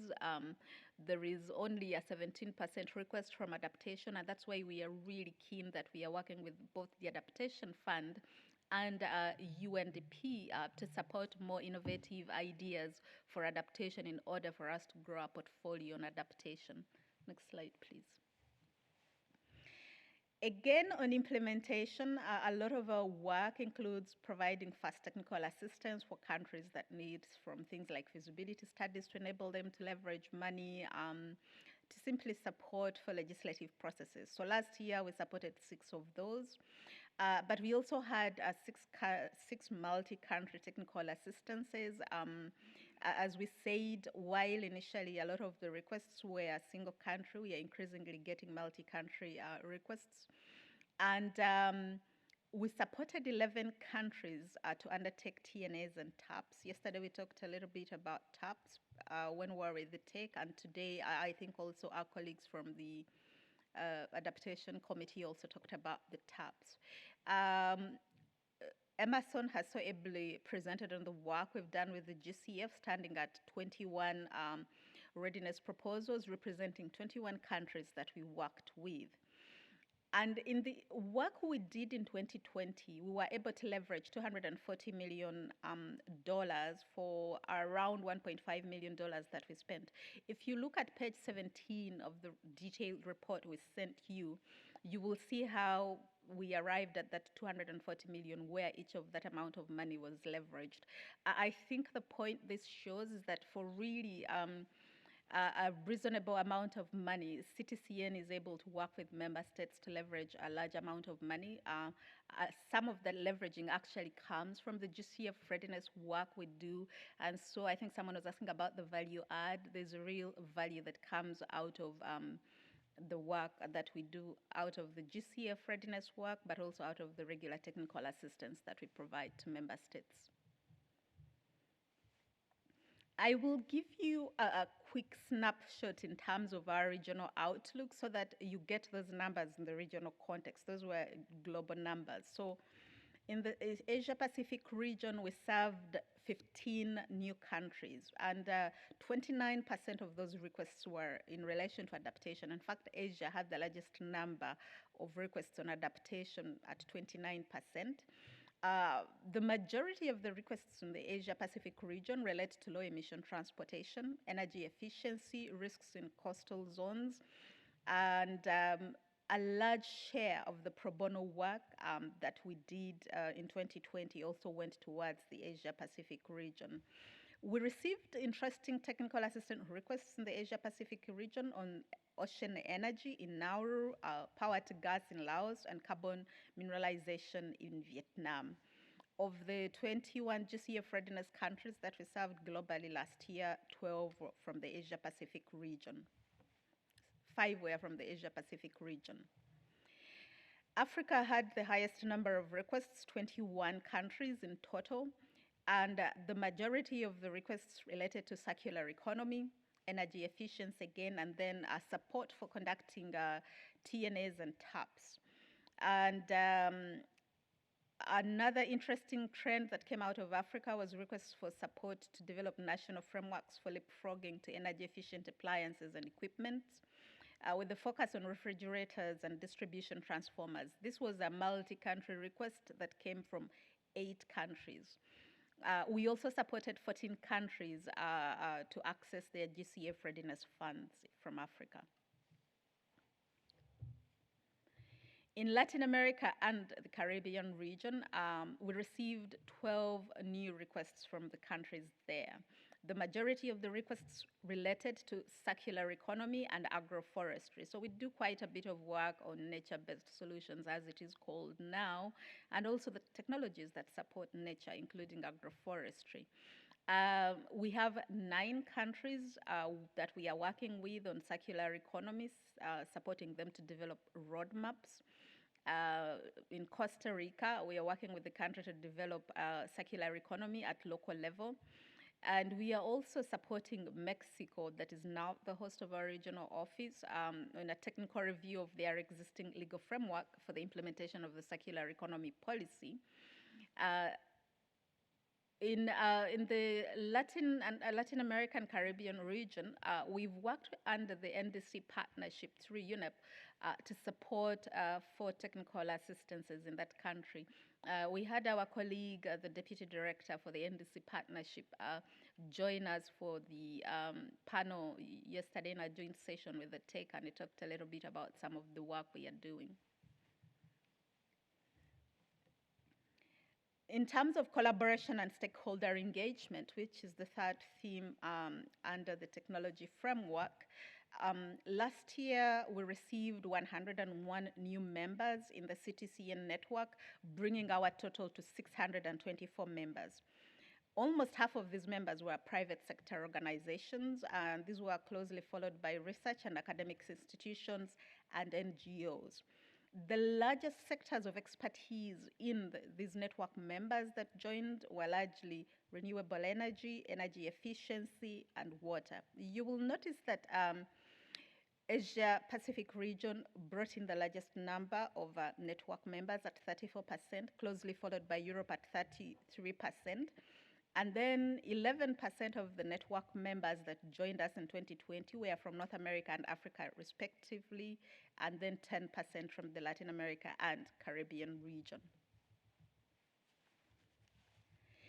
In terms of collaboration and stakeholder engagement, last year, with the guidance of the advisory board, we held 2 task force meetings on enhancing network engagement in the CTCN work, and to think of ways to enhance the TA delivery work, but also other areas.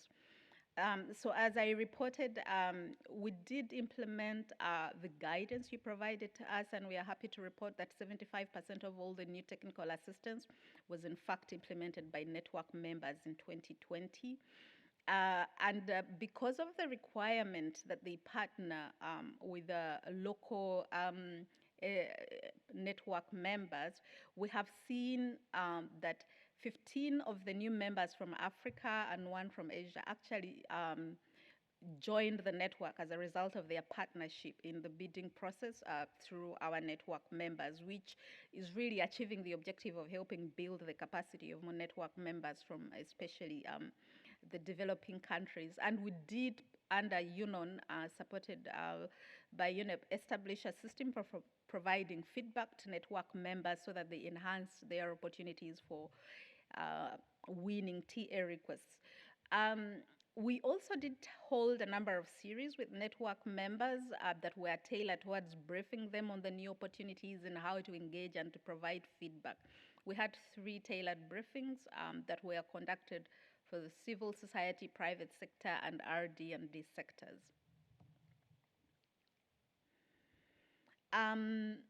Lastly, on collaboration and stakeholder engagement, we did not only conduct technical assistance with our network members, we held a lot of knowledge activities together, including webinars, capacity building, and other events. And these are just examples on ocean energy technologies for blue economies in small island states. We held one on ocean accounting and managing the impacts of the ocean.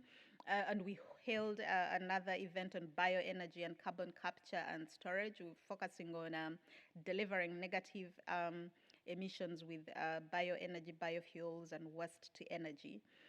We also worked with the network of African women environmentalists on earth science cafes. And then we continued our work with the women and gender constituencies through the Gender Just Climate Solutions. I have talked a little bit about the youth. So we strengthened a collaboration with the UNFCCC Youth Constituency, Yongo. And basically what we want to do is to incrementally provide a real platform of engagement. The Youth Innovation Climate Labs, we would like to thank the Yongo. They've participated in sharing experiences, but also mentoring the youth innovators we were working with, as long as the women constituency. In Latin America and the Caribbean region, because of the large amount of work we do on circular economy, we were happy to work under the leadership of Unep, UNIDO, and other partners to establish the regional coalition on circular economy. And I think, as Mark mentioned before, Unep and UNIDO are the global leads on the global circular economy. So we are benefiting from the synergies that come at working in country and at global level on circular economy. And engaging with the national designated entities has continued to be very important, because through them, and really without them, we would not be able to generate the amount of work with the member states. So in 2020, we held several webinars with our NDEs, and we had 205 of them participate in these virtual forums we organized for them. We were very keen to intentionally work on fostering South-South collaboration among the member states, and a lot of this we did through the support we were able to get through the government of South Korea through its pro bono work. And so we're able to do that with Togo, Tanzania, Namibia, Cambodia, Vietnam, and Sri Lanka in areas such as solar energy, low emission mobility, and water recycling technologies. We also received technical assistance as a South-South collaboration that was provided by the India-based Energy and Resource Institute, TERI, who is one of our consortium partners, and PricewaterhouseCoopers in India, where they provided capacity building for the Solomon Islands on energy efficiency. We held a knowledge sharing workshop as part of the support provided to several Latin American countries to develop roadmaps on their circular economy. And then we continued our work on gender, where we had participants from 13 countries joining our training on gender just climate solutions. Next slide, please. On the fourth thematic area under the technology framework, where we are encouraged to work on enabling environment and capacity building, we focused a lot on creating public awareness and facilitating information sharing. And in 2020, CTCN was covered 752 times in the global and national media. This is the highest that CTCN has received covering. And in our various social media platforms, we're able to reach 38 million impressions. Our website now contains 15,000 information resources, including climate technology case studies and descriptions, national planning documents, tools, and webinars in the 6 United Nations languages. Overall, what this tells us is that the CTCN website has seen an increase of 61% growth in its usage compared to 2019.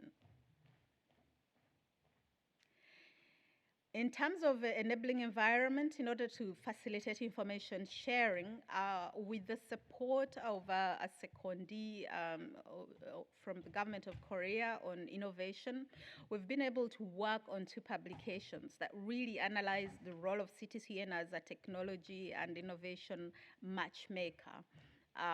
We've shared this on our platforms, and it has received, I think the last time I checked, close to 1,000 views. So it gives people a very good understanding of what we do when we say we are a technology matchmaker. What does that really mean? We also, again, worked with Mr. Woo Jin Lee on the public-private partnerships for climate technology transfer and innovation. And here we identified the role of the private sector, not only as an implementer, but an incubator and an investor in the different stages of climate technology transfer. So one of the things we would like to do working, for example, with the youth innovation labs, is how we can get the private sector to invest in these startups that are being developed by the youth innovators. So this analytical work helps to explain how that process would work. And then, of course, the last one is the one that we shared with you as the advisory board, because it was core to the work we do, how we can really enhance the technical support that we provide as CTCN to the member states so that we help them to build forward better in this post-COVID-19 world. And that publication is ready. We'll be able to share it out with you now in a digital format for now. And we thank you very much for the guidance we received at the task force meeting and the preparation of this publication. So the fourth thematic area under the technology framework relates to enabling environment and capacity building.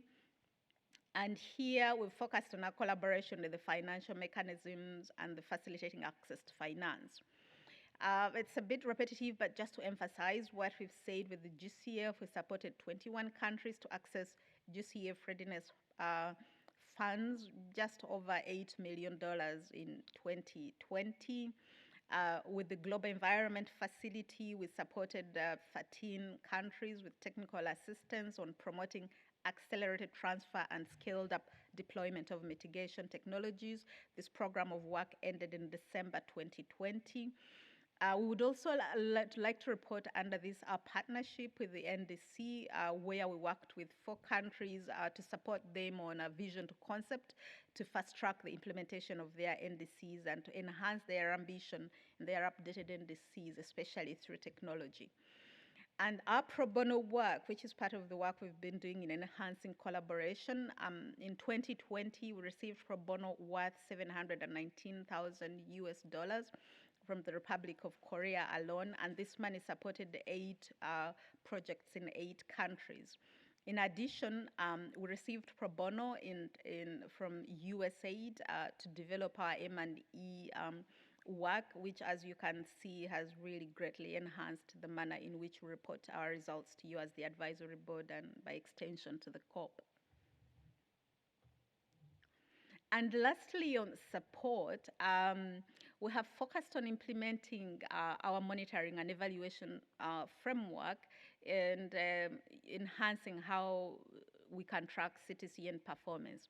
Internally, we did some self-reflection, and working with Unep DTU, we asked them to undertake a study to help us understand how we can use CTCN's technical assistance to understand the transformational impact of our work.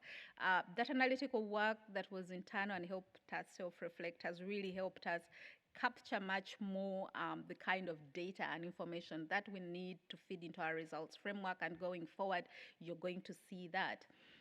Externally, we worked with the tech, as you know, and conducted an NDE survey and received feedback from them in real time in terms of the impacts of the work we do. We will share with you in more detail tomorrow some of these results so that you get to hear firsthand what the member states had to say in terms of what our support does for them. So overall, we will continue again in 2021 to conduct a review of our M&A system to make sure we are operationalizing it in a way that enables us to report to you not only the results of our work, but also the impact of our work.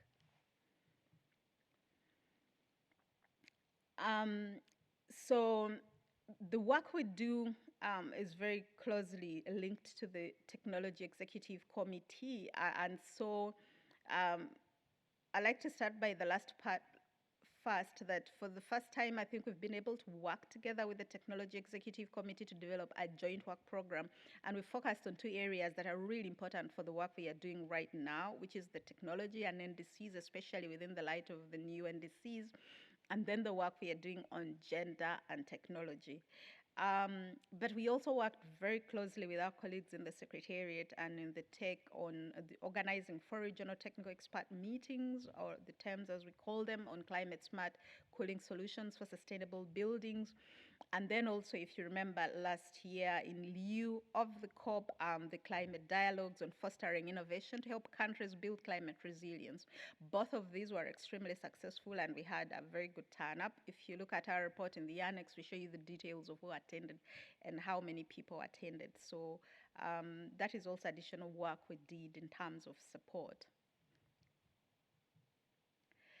So that's the end of my presentation. I will be happy, as well as my colleagues who are all online and on standby, to respond to any of the questions or comments you have. But before we do, I would like to call on Dominic, please, to take a few more minutes. If you would, Dominic, if you're still online. And then I'll ask Amanda to complete with our financial report. Dominic, please. Absolutely, and thank you, Rose. I won't take up too much more of colleagues' time, but I think off the back of this fantastic presentation, it's appropriate that we have a bit of good news on the question of resourcing for the CTCN. So I'm delighted to be able to announce that the UK has agreed a contribution of £1 million to the CTCN. We're aware that this will not solve all of the funding challenges, perhaps, and meet all of the needs that parties have raised through your work. But we believe this to be a solid investment of our international climate finance, and hopefully one that will galvanise further fundraising activities from other parties in due course. And just to reflect, again, the evidence that we've all seen over the past couple of weeks just really kind of emphasises that this is a body with an established network, a presence, a pipeline of investable projects, and that's seeing, excuse me, demand from developing countries, and also is increasingly sophisticated in the targeting of its support in collaboration with all the other bodies under the UNFCCC. So I'm very pleased to be able to support that to some extent, and we hope for more commitments in due course this year. Thanks.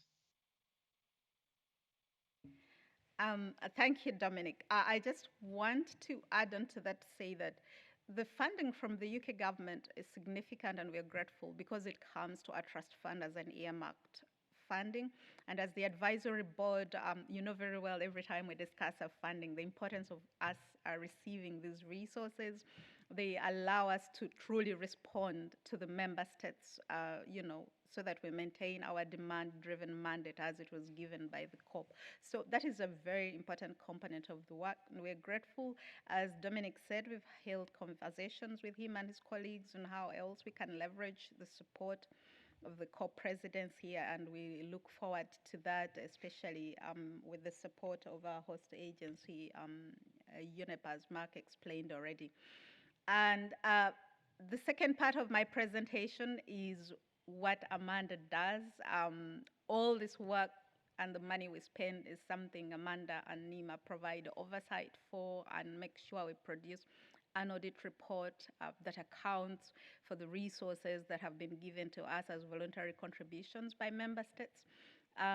Amanda sits in Paris, one of the many people in Unep in Paris who provide support to us. So Amanda, please, if you would present our work. Many thanks, Rose, and with pleasure. Good afternoon. As Rose has just said, my name is Amanda Lees, and I am the Admin Officer for CTCN. This afternoon, we will take a look at the final financial statement of income and expenditure for 2020, income received to date, CTCN's expenditure by service area for 2020, and to finalise, we will take a look at the income balance as at the end of 2020. We will also review CTCN's projected income for 2021 and beyond. Next slide, please.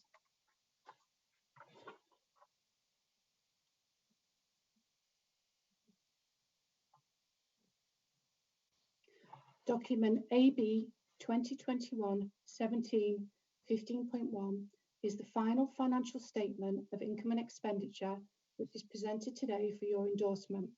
This is the official statement of Uneps accounts showing expenditure by the UN's official accounting categories as at 31 December 2020. Unep and UNIDO's joint income is $12.4 million, with combined expenditures of 9.1, leaving a balance of 3.3 for the period. Next slide, please.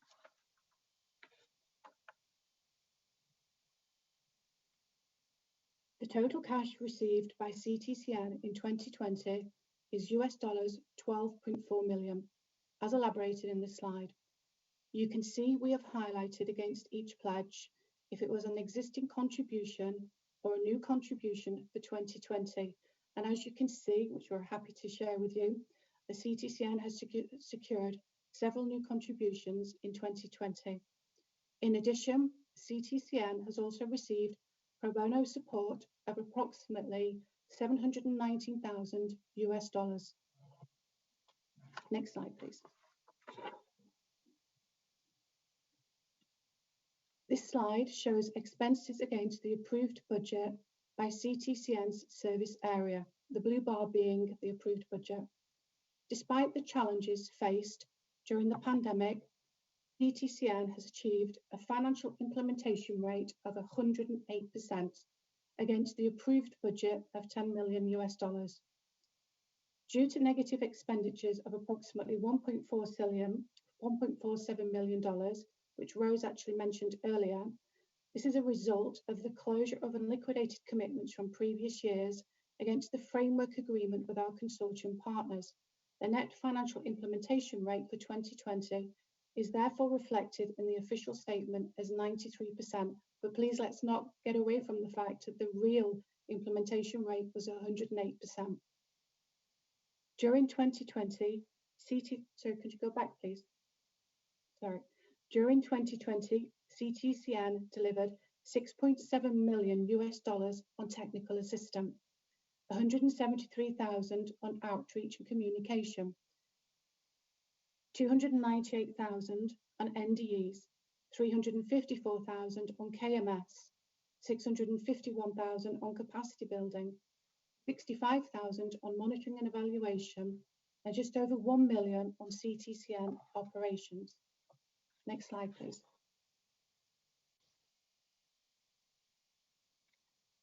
In the slide, you will see the expenditure rate by percentage and by the CTCN service area. 72% of the expenditures is for technical assistance, 11% for CTCN operations, 7% for capacity building, 4% for knowledge management systems, 3% for NDE, network engagement, 2% for outreach and communication, and 1% for monitoring and evaluation. The main reason for the lower expenses under CTCN's operations in 2020 is due to no in-person conferences and travels being held in 2020 due to COVID-19 restrictions, and the 2 regional managers for the LAC and AP positions were also vacant during this time. Next slide, please.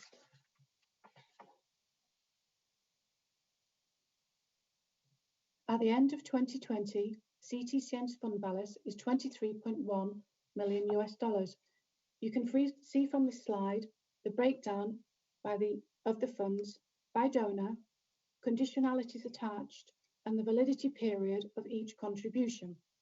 We have $18.5 million in 2021, $2.6 million in 2022, $1.1 million in 2023, and $977,000 in 2024.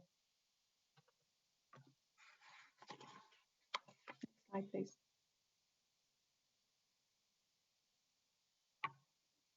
In this slide, you'll see 57%, $13.2 million of the funding available of the $23.1 million are earmarked with specific donor conditions and or validity.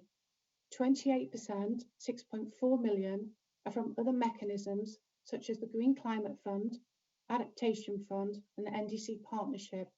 And 15%, $3.5 million, are in the Multi-Donor Trust Fund, which is why the news that Rose, or Dominic, I think, shared earlier about the UK 1 million is fantastic news because that goes into our multi-donor trust fund.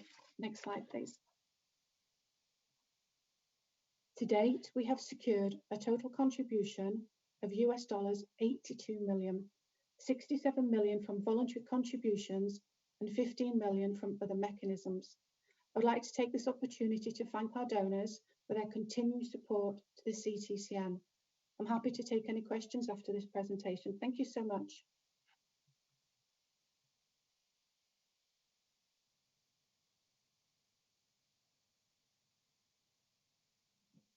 So, Rose, it's you or it's me. Well, Amanda and I and the rest of our colleagues will be happy to take questions jointly at this point. That's why we wanted to make it as a single presentation. Okay, good. Yes. So thank you, Rose, Dominic, and Amanda. Thank you for your very detailed and clear presentation regarding the work has been performed in the past year and also the financial status of the CTCN. So I now open the floor to the AB members first to raise questions. You may raise your hand if you have any question. And I see there's already several questions from the chatting room, so I will start with the question that I saw. So the first question is from Spencer. I will just read it. Thank you, Rose, for this presentation, and congratulations to you and the entire team for your leadership and hard work. Just one question: should we be more ambitious in target setting during the budgeting process? And the second question, actually, it's not a question; it's some comments and observation from Bang-Sung Kim of Korea. And it's long. I will not read it. And I would ask your indulgence, please take a look in the chat room. And I see there's one raising hand from Kenichi Vada. So Kenichi, please, the floor is yours.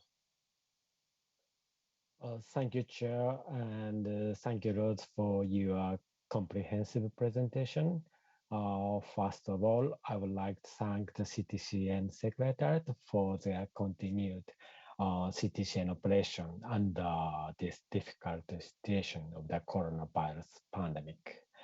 My comment is on figure 9 of annual report and figure 4 of the financial statement, which are identical figures. I don't know where this information comes from, but my understanding is that Japan has not yet made any decision on contribution beyond 2022, because Japan needs to approve a single fiscal year budget every year.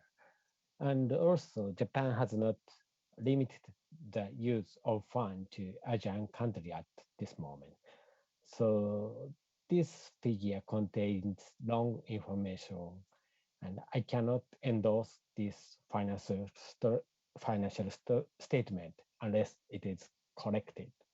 So I would suggest that the CTCN Secretariat contact the donor and correct the information, and this document should be put up for approval online basis after this session. So that's my comments. Thank you. Thank you, Kenichi, for pointing out the potential issue. And Rose, do you think it's a time for you to, and also colleagues from the Secretary, to answer the questions just raised by by Spencer and also by Kenichi. Amanda, do you want to go first or should I go first? I can quickly comment on the last comment. Sorry, the information we've taken is directly from our database, but I'm just quickly checking on offline with Nima to make sure we have indeed reflected it correctly, but I do believe it's correct. Thank you. It's not new funding, just to add. We requested for a no-cost extension because of COVID-19. So Mr. Kenichi is right. This is a one-year funding. So ordinarily, it shouldn't appear as multiple-year funding. So what we did is write to the government of Japan and ask if they could extend it for more than the initial period. That's why it appears as multiple-year funding, but in fact, it's a no-cost extension. We did make this request to most of our funding partners, including the European Commission, because especially a lot of the funding that was structured for capacity building and NDE forums, we had to move it forward. But we will definitely go back and cross-check and make sure we provide the right information on that. But that would be the explanation.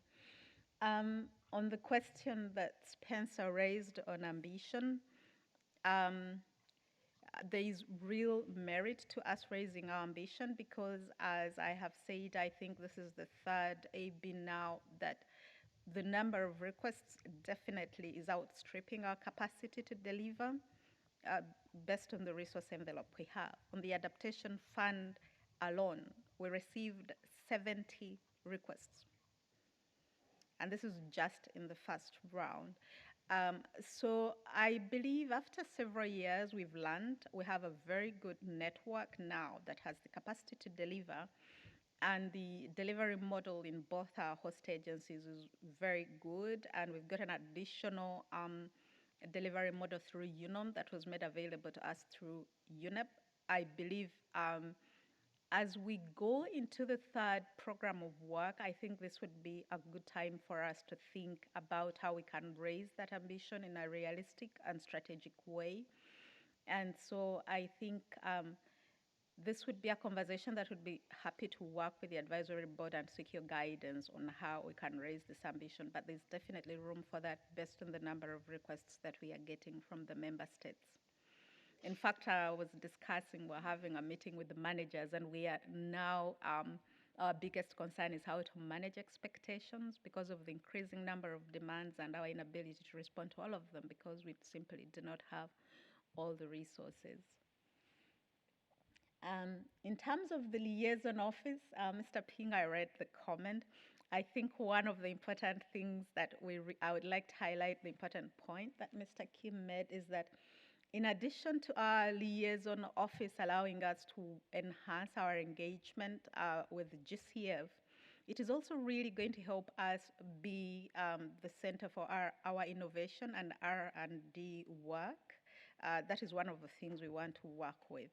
And so it's really going to play a multiple role for us because with this being the second year in which we're implementing the technology framework, we want to grow the work we are doing on RD&D and innovation and to be more strategic. So we want our liaison office to help us play that work a little bit more in a more strategic way.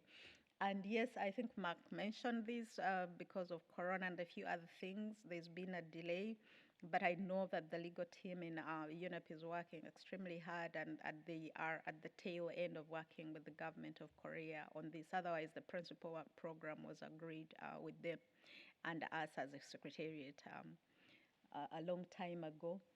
I also read a comment, I think someone was asking about membership. We can't comment on that as the secretariat. That is a preserve of the member states, so I will not comment on that. Thank you. Thank you, Rose. You even answered some of, clear the questions I haven't raised yet. So the floor first given to the AB members, and then we'll open the floor to observers at later stage.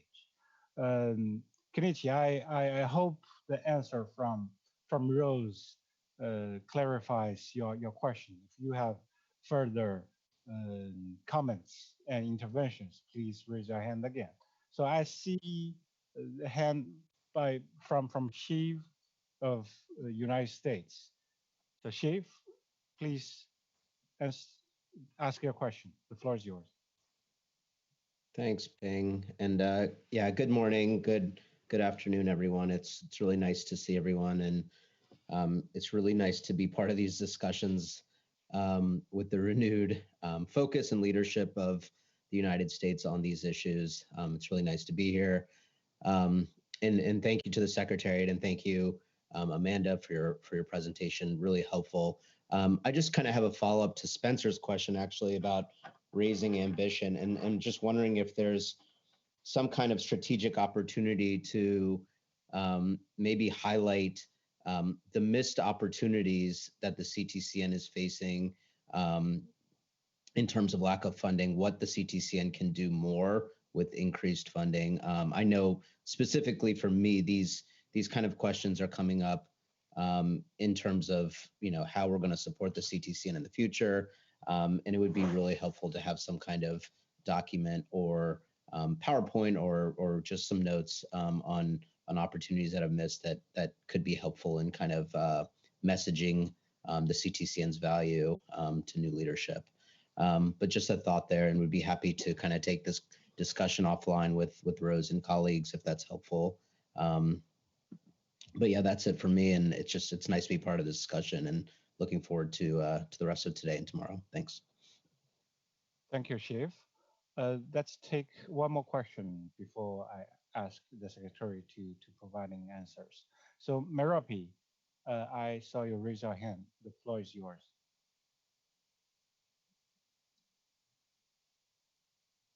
Yeah, can you hear me? Yes, please. It's not a question, just I would like to inform you in order to facilitate the implementation of and the operations of CTCN, the European Commission has extended for second time its contract. It's not first money, it's no cost extension until 31st of May 2022.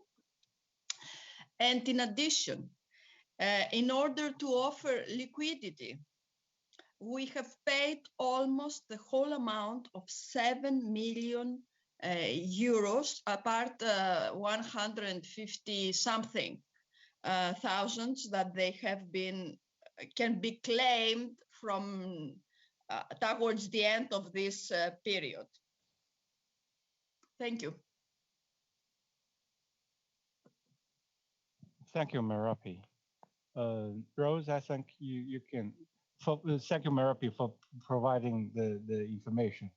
And Rose, I think you can answer the questions raised by Shiv. Thank you very much, Shiv. That is really a very important point for our consideration. As I said, as we work with the advisory board sitting as a task force on resource mobilization, these are some of the conversations we'd like to have with you. In fact, tomorrow when we report back to you on some of the task forces, one of the things that Clarine will be sharing with you are some of the initial ideas based on the feedback we've received from you as advisory board members.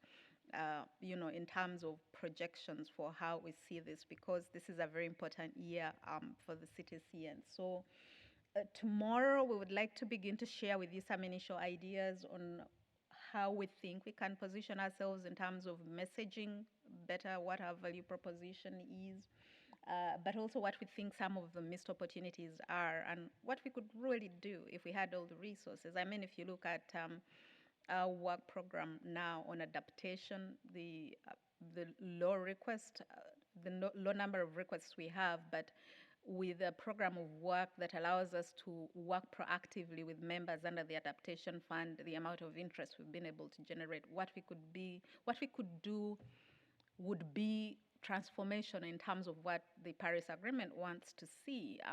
Those adaptation innovations that would allow us to create resilience among millions of people in these communities, especially in the seeds and LDCs, or contribute more significantly to the amount of greenhouse gases being abated, say in the work we are doing on circularity or e-mobility, if we're able to do all the work we could do. But if you would allow me, please, we've put together some of our initial ideas and thoughts for the session tomorrow, but then also to follow up in our intersessional work that we do as the advisory board sitting as a task force for us on resource mobilization. This is something we are really excited to be able to work with you about and to receive your guidance.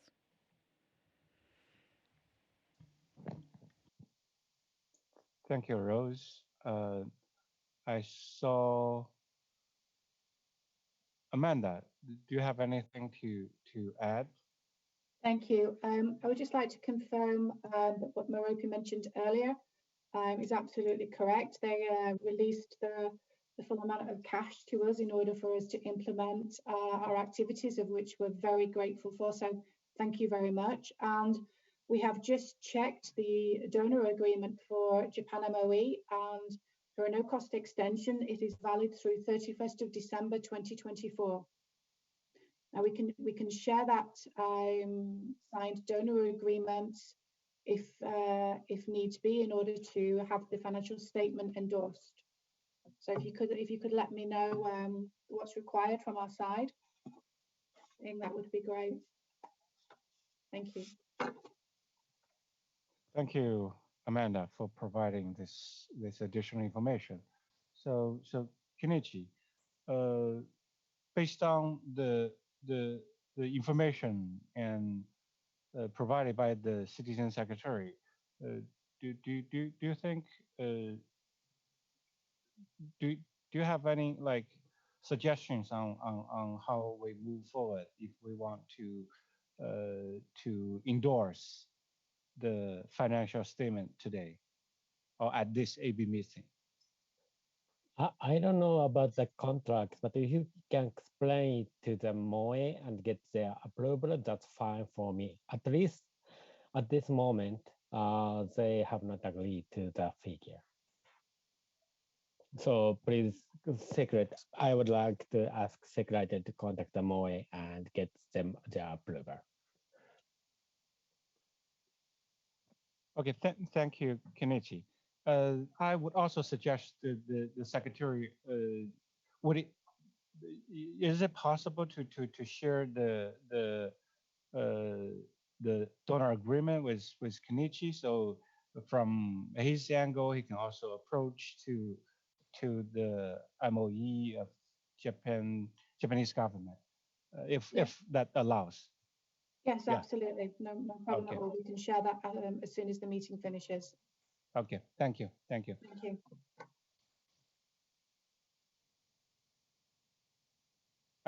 I still see raised hand from Merope. Do you have additional questions?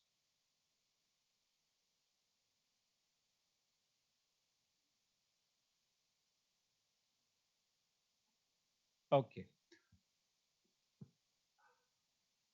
Okay, it seems we resolved all the questions from the AB members. And now it's the time to also take questions from the observers.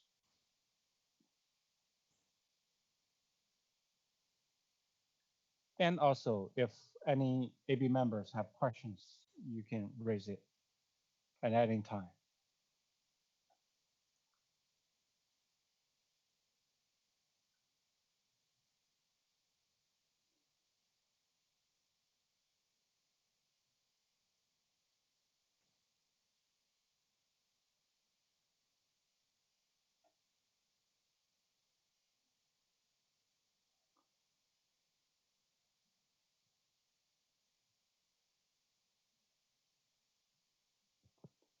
Okay.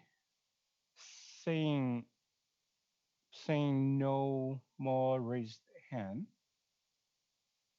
probably we can finish our agenda for today earlier than scheduled.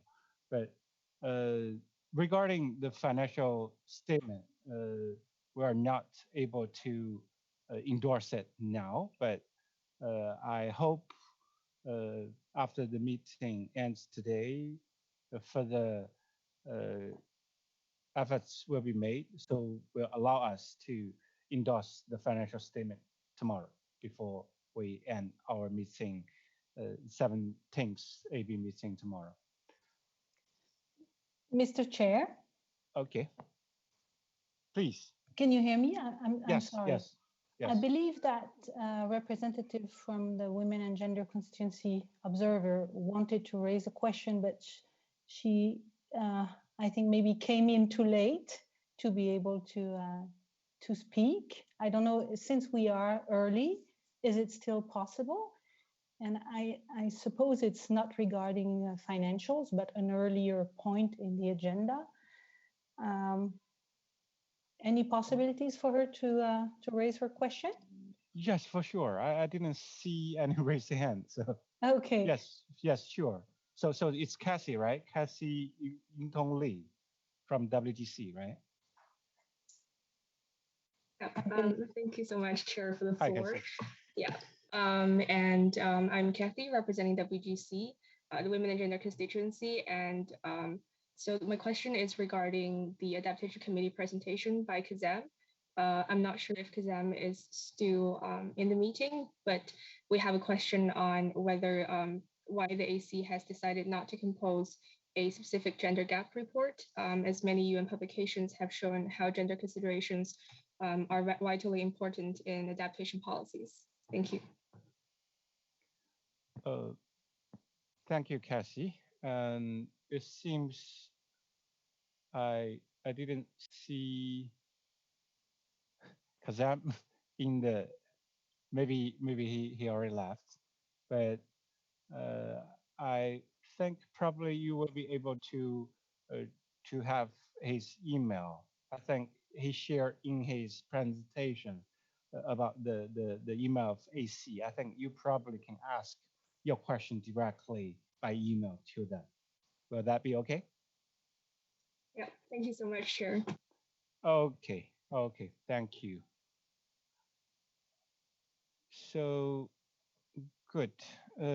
Before we end today, before I hand over to my co-chair Moa, I would also take this opportunity to thank the CTCN Secretary and Roseanne and the entire Secretary for your hard work, and also show the appreciation from me for all the donor for their contribution, for their financial resources to make what possible, what's delivered by CTCN so far. So also special thanks to the UK for the announcement of the £1 million donation. Thank you. And I will then turn to my co-chair, Ma.